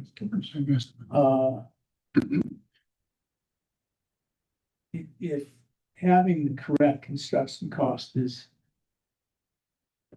a number that can't change after you've submitted, I'm pretty concerned that we're gonna have a real accurate number between now and the third. I haven't seen ICOTA's budgeting format. I don't know how much effort they've gone through, but this is, in my mind, a pretty complicated project. On one hand, it's real simple, but on the budgeting side, to me, it's complicated because there's so many opportunities to not get it right. And so I don't know what their format is. I'll be anxious to see it. But there could, if I brought up a bunch of points they got right after it, they could conceivably correct it. Well, they're gonna have to correct it. I mean, if you're gonna go forward with this, you gotta get the right number, but this is open for, you go in with this number and then you find some other problem. And so the theory that you're gonna have a watertight GMP doesn't exist with this kind of project. You can get a bond, but if you need a bond, that means you're in serious trouble, and you're in trouble both from cost perspective and time perspective. So you're not, so I just want you to understand this, particularly on this kind of project. You can't literally guarantee it's gonna be done in the state. You can't literally guarantee it's gonna be done for this cost. Because there are any number of things that could legitimately increase the cost for the contractor and for the owner. And catastrophize us. That's the risk of the unknown. Yeah, but this is a significant project. But how do you renovate then, Mark? I mean, because this is a standard funding. Well, you can, I mean, What do we do to, I mean, how much time would we need or what we need to do to understand those costs? I'm confident you can get a right number. I mean, I've done it repeatedly, but it takes time. And you get, and it takes you get a right number by doing a mountain of detail. And there's a lot of contractors that don't do that kind of detail. I'll give you the extreme detail. I did the Forest Service project. It's only $3 million job. I got 1,200 lines of takeoff. I did not miss it. I gave the owner some money back. But the point is I didn't miss it, but it's because of detail. And this project requires that kind of detail. When's the next? Oh, I'm sorry. It's a year from now. And I had, did have a conversation with a developer, got a couple, well, I this morning. With a development group who does a lot of YTech work, has also done rural development. So I think that kind of like dual experience is important. Who isn't working on a project in a YTech project in Colorado right now, and whose Colorado team happens to be available. And so if we wanted to, we could bring them on now to support all of this work with getting a better handle on the costs and the development budget in the next month for just, for a fee or a nominal fee. And then they understand that for a bigger scope, we would have to go through procurement to bring them on, and we could talk about that. We would have to figure out, are we looking for sole just like owner's rep style support, really focusing on the construction and the alignment between design and construction, or are we looking for a full on project manager that's more fee development? Well, they do both. Decision that we're asking you to make today, but we're just saying that we do have the ability to bring on some additional capacity and support to really drill down on these costs in the next month. Risk analysis. This project has a lot of inherent risks. It is a rehabilitation. It has execution risk. We have not done this before, but some of that is mitigated by the fact that we've owned this property for 20+ years. We have a better handle than almost anyone would. And if we have an owner's rep or a developer, fee developer, but that risk is also mitigated to a great degree. The construction risk itself is complex. It's the unknown. I have to find risk associated with unknown things. So you've got to understand that there has to be some way to cover those risks. I think you mitigate by getting as much information as you can. For more information we have, the better the number would be. I don't know how much time we have to do that, but we have to be comfortable with that number. This is the other risks, the long-term risks. I'm not that concerned. We're bringing a third party on board for compliance and that kind of stuff. So it's all in this construction side. And the guarantee, the fee developer does not help us with the guarantees. So the only thing they do is mitigate execution risk in my mind. So then the concern is, how concerned are we about mitigating execution risk? What do you do when you find something that is unknown? The other thought is, we do have, we are paying ourselves. We are getting a fee. That some of that fee can essentially be a contingency. So the question is, how much contingency should you have on a job like this? That's why I asked the question of the 5%, which seems crazy to me, but I guess that's the way the world is. But then we could have an owner's contingency in some other form. So you can mitigate that risk, in terms of that. So I'm less concerned, than it would be normally, because this would actually could be what would be considered a lucrative deal, unless we're going to have to spend it, which, as we know from other projects, we already have. So this developer that we spoke to this morning, they work with Danu, Calcon, and Icota, doing projects all over the Mountain West, North and South Dakota. And what they said from their experience working with Icota, well, first of all, Danu typically their estimates, are coming in more or less. I'm sorry. The estimates that Danube has provided them, the construction has come in less than what their estimates have been. Okay.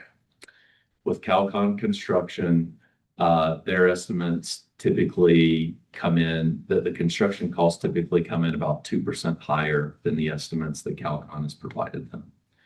And with ICOTA, the estimates have provided the construction costs typically come in anywhere between 5 to 10% over. Okay. So, So then that, so I mean, I think that's just to say all that, that's kind of a guideline, I would say, for us when we look at their numbers. so what I want to hear. Well, and then the other thing I'll just say is, you know, talking to ICOTA the last couple of days, they've done over 1,400 units, renovated over 1,400 units, during the course of their kind of like construction lifespan. So, you know, they've done quite a bit of this. So just another little bit of context. And he simply wants to where this is learning. No, yeah. But I'd like to hear from some other folks because I'm looking at the time and we've got a couple other items, but I think this is the most time sensitive decision that we either, in my mind, we either direct staff to continue working towards an application. And Catherine, you're right, we would probably have to have a special meeting if we move forward, or we tell staff that we're just not ready to go yet. We're gonna wait a year. So, and we continue to do what we've been doing, and that's renovate as units come available. Those are remodels. Those are just interior minimal remodels. So just, once you submitted this LIHTC application, you can't change the price. So if there's legitimate change orders from unknown conditions for whatever amount, they won't increase it. So view it this way, your budget can totally change, right? But you're applying for tax credits based on a snapshot in time. So I think the annual tax credits are at 805,000 a year or something like that. Based on There's a ceiling. So you're gonna get awarded that tax credit. And so if your project goes over budget, you have that tax credit to sell for equity. Okay. And so it means you just need to then go find additional debt, Okay. which is hard. Because additional debt comes with additional requirements. Okay. So the budget needs to be right. Budget is right. Something to like point out a little bit, like to your point. In reviewing this and hearing everything, like I think Emily and Elliot have done an awesome job putting this project together, and all the work they've done is like a really, in my opinion, a really good foundation for figuring out how to move forward. Right now, we have tenants in there and we don't have a gun to our head to do this. If I was looking at this project, I would want to spend 6 months from the time that I received the first construction estimate. I would want at least 6 months to scope out the project, work with architects, work with the contractor before really wanting to submit that application. And right now, we're kind of talking like, we're gonna have 3 weeks to do that. And my concern be that like, if we do receive a tax credit application, I don't believe we'd be able to execute If we receive. if we receive it. And I think that's something just to consider. It does not take away from any of the work that's been done. You know, the other thing is just like, I'm just kind of being introduced to the project. The other day, I was looking at it, a lot of redevelop, like this building has reached its useful life. Yes. Right? And so we're putting a $20 million Band-Aid on it. And at some point, you got to look at it and say, have we run a model to show demolishing it and building new? And I know that that's like another complexity, but just with time, I think this project can be a lot better for both the housing authority. You know, another year is not that large of a time frame to put together a more detailed application.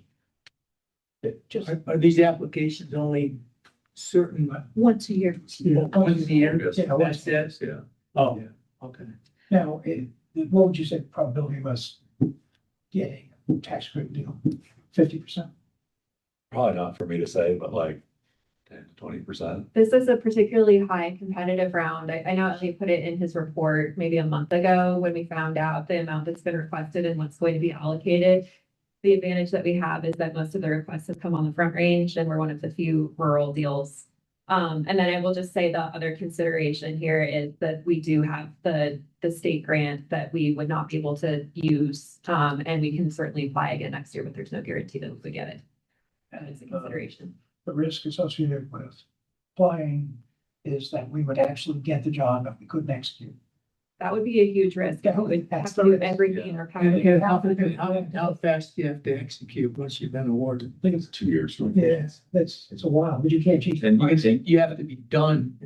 You have to be done in 24 months? Yeah, you don't have to be done in 24 months. I don't know exactly, so I shouldn't say, but there is a time frame on it. Like they are only, you are awarded tax credits, and I think it's like I think you have to start a project in a certain period. I have a question, a general question and a comment. I don't So think we can do really quick, I'll be brief, but if we don't do it this year, we take the time that Scott just alluded to, we apply next year. If I'm making like a pros and cons list for that, the cons are obviously the building is in need of repair. Like the cons are we're delaying it, right? The cons are we lose the state grant. What other cons are there to waiting a year and applying next year besides those two that are big? Does the competition change every year? But the competition is gonna be the competition, right? Like, I don't think that's a pro or a con. I think it just is what it is. It's an unknown.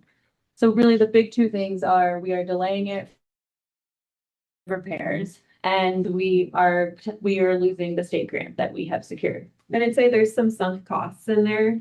Like we've had to commission quite a few third-party reports, and those reports are informing the project approach, the development budget. They're great inputs that we would continue to use, but we'll have to get them redone. I think that's probably about $21,000 at this point. And if we use them for next year, yeah, okay. So some sunk costs, about 25,000, losing the state grant, and then we're just delaying it for residents if we know that the building needs repair. And then Grant.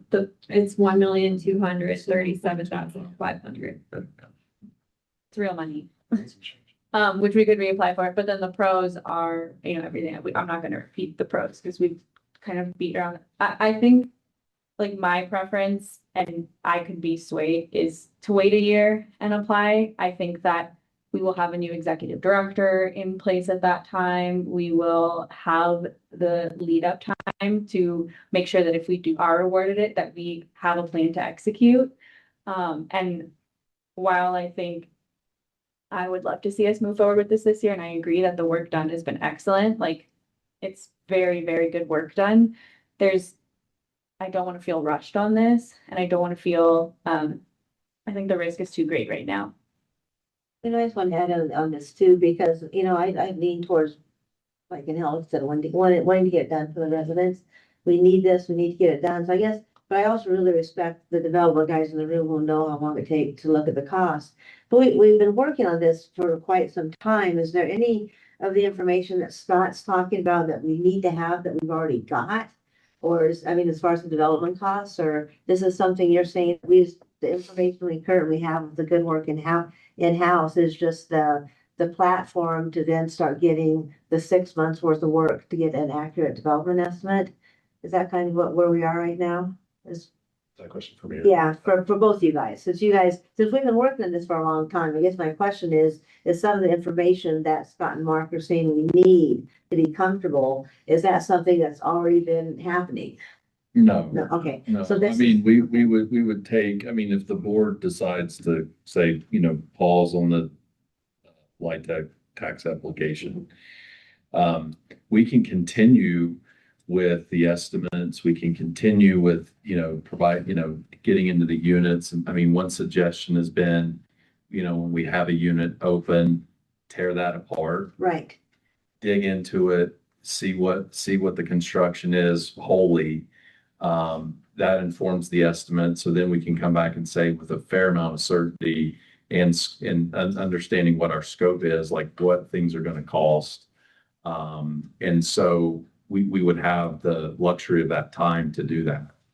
And that's a great idea. I mean, it takes, the con is it takes it out of the housing market, but that gives us a certainty because there'll be less unexpected because we just, dug into one unit.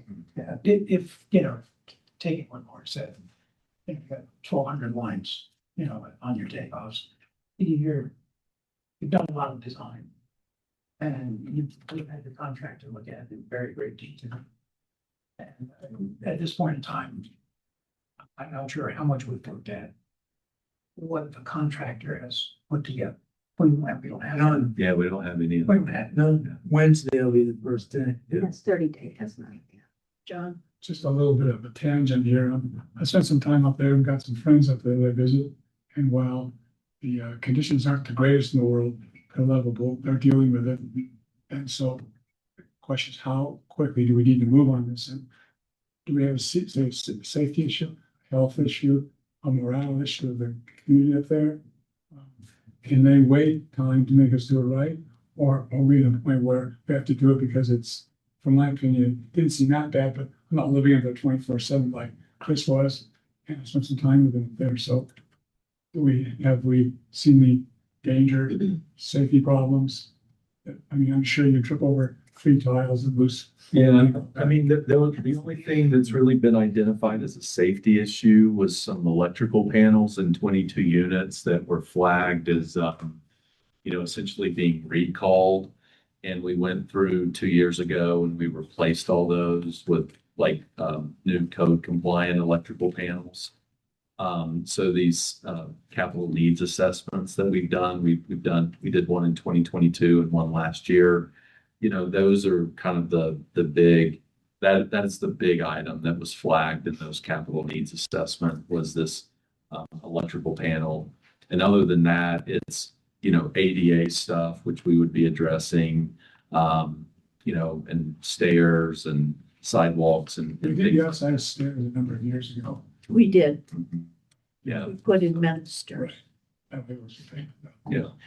I'll say this, that, we're getting to a place where I think no one's comfortable with the project cost, and that's what's gonna stall us out. And staff's done a lot of work, and they were working on the operating under the structure of what's being shown up there. What slowed this project down, or what we came to, is that we as a board have not informed staff or not made a decision ourselves what structure of deals we are comfortable being in. So if we do delay this, number one on the priority list is to figure out where the hell we stand on project economics and everything like that, so that staff can clearly, over the next 12 months, operate under that guideline. Because I think we did a disservice to staff by.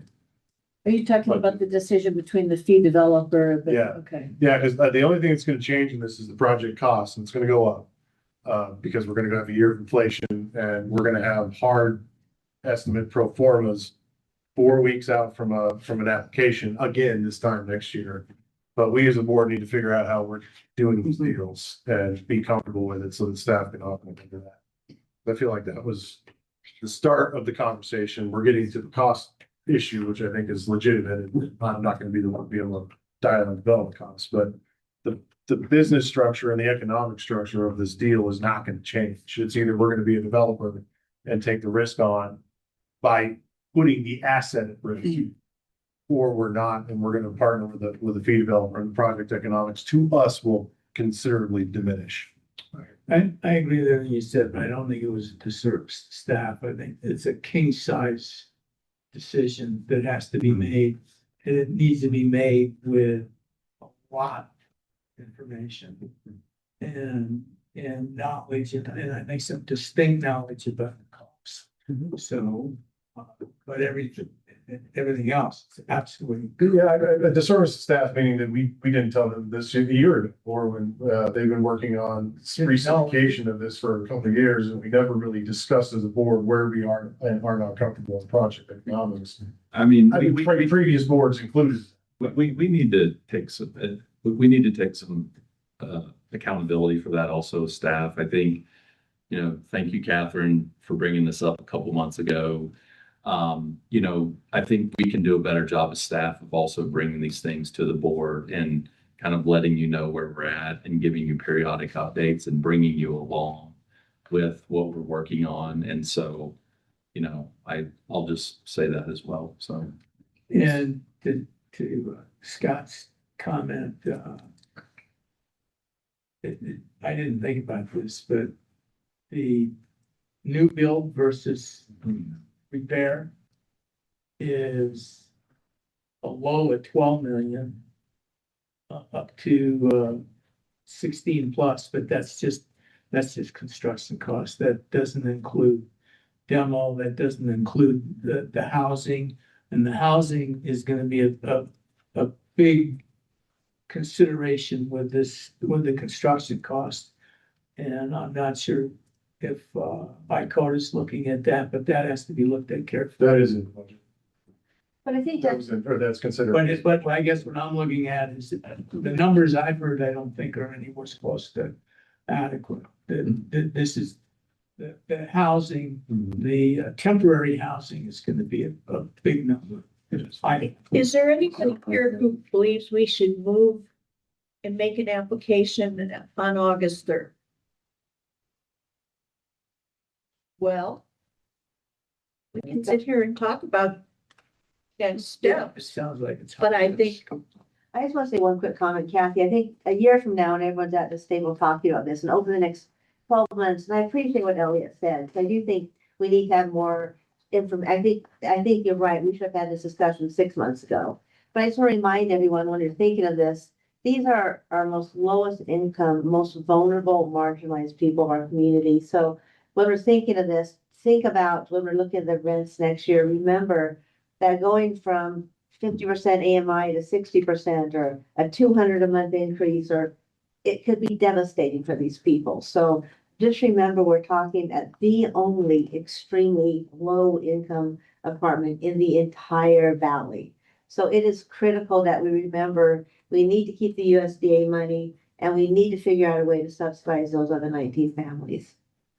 I don't want to just do a philosophical thing, but this is the most vulnerable of our community, and we need to protect the people who live there. So I think to Cole's point, can we add to the agenda, like, I don't know how it happens, but can we just add to the agenda next month to talk about structure? absolutely. Okay. Yeah, Yeah, but we did, and I think you missed that meeting. I did. Yes. Yeah, you did decision too. That's fine. Before everybody goes, what about this side? wait, it's 3 o'clock and we still have a couple of agenda items, but Elizabeth just sent an email. And we need to do a formal vote identifying resolution 2026-10, which is the 5th supplemental budget for that 311,000 of commissions. So that resolution is in your packet. If we're going to allow staff to utilize those on Cottonwoods, we need to pass a resolution. I move. Parks, he's got the motion. Who's got the second? John has the second. All right, is there any further discussion on the motion? Yes, and I should have brought it up when we were talking about it, but we're giving away income at this point, and that is not great for this organization. But I'm echoing some comments from Sandy, our finance director, and I know that, yeah, that's $311,000 we had budget for supplemental income and to repay staff time. So we're giving that away. I know that one of the options on there was half the developer fee. I'm gonna have to draw a line in the sand there. That's not money that we've been awarded yet, but this organization is relying on that money coming in. So just know that it's all a good idea, what we talked about, but we are now giving away revenue. Where we have not done that yet in this project. We have leveraged assets, we've raised money and sources, but we have not come out of pocket to this extent, to now, I should say. You support the motion or no? Yes, for now. Okay. All right, thank you. All those in favor signify by saying aye. Aye. Opposed? Motion carries unanimously. Thank you. Thank you. All right, there are 2 items left, one of which we bumped, and I think we can bump one more time, and that's the Hilltop. Maybe you can just do an update in your. Okay, I mean, should we talk about Hilltop and Bum Slate Creek? I have to go, so I'm not gonna hear either one you choose. Okay, maybe you can update it in your, Yeah. report. Yeah, I'll provide, the roadmap, the Slate Creek roadmap in my weekly update. Okay, and also the update on Hilltop as far as what we know and what we don't know. Be a separate memo. All right. Do I have a motion to adjourn? Yes. Lou, I have made the motion, Catherine made the second. All those in favor signify by saying aye. Aye. Aye, opposed, motion carries unanimously. Thank you, everybody.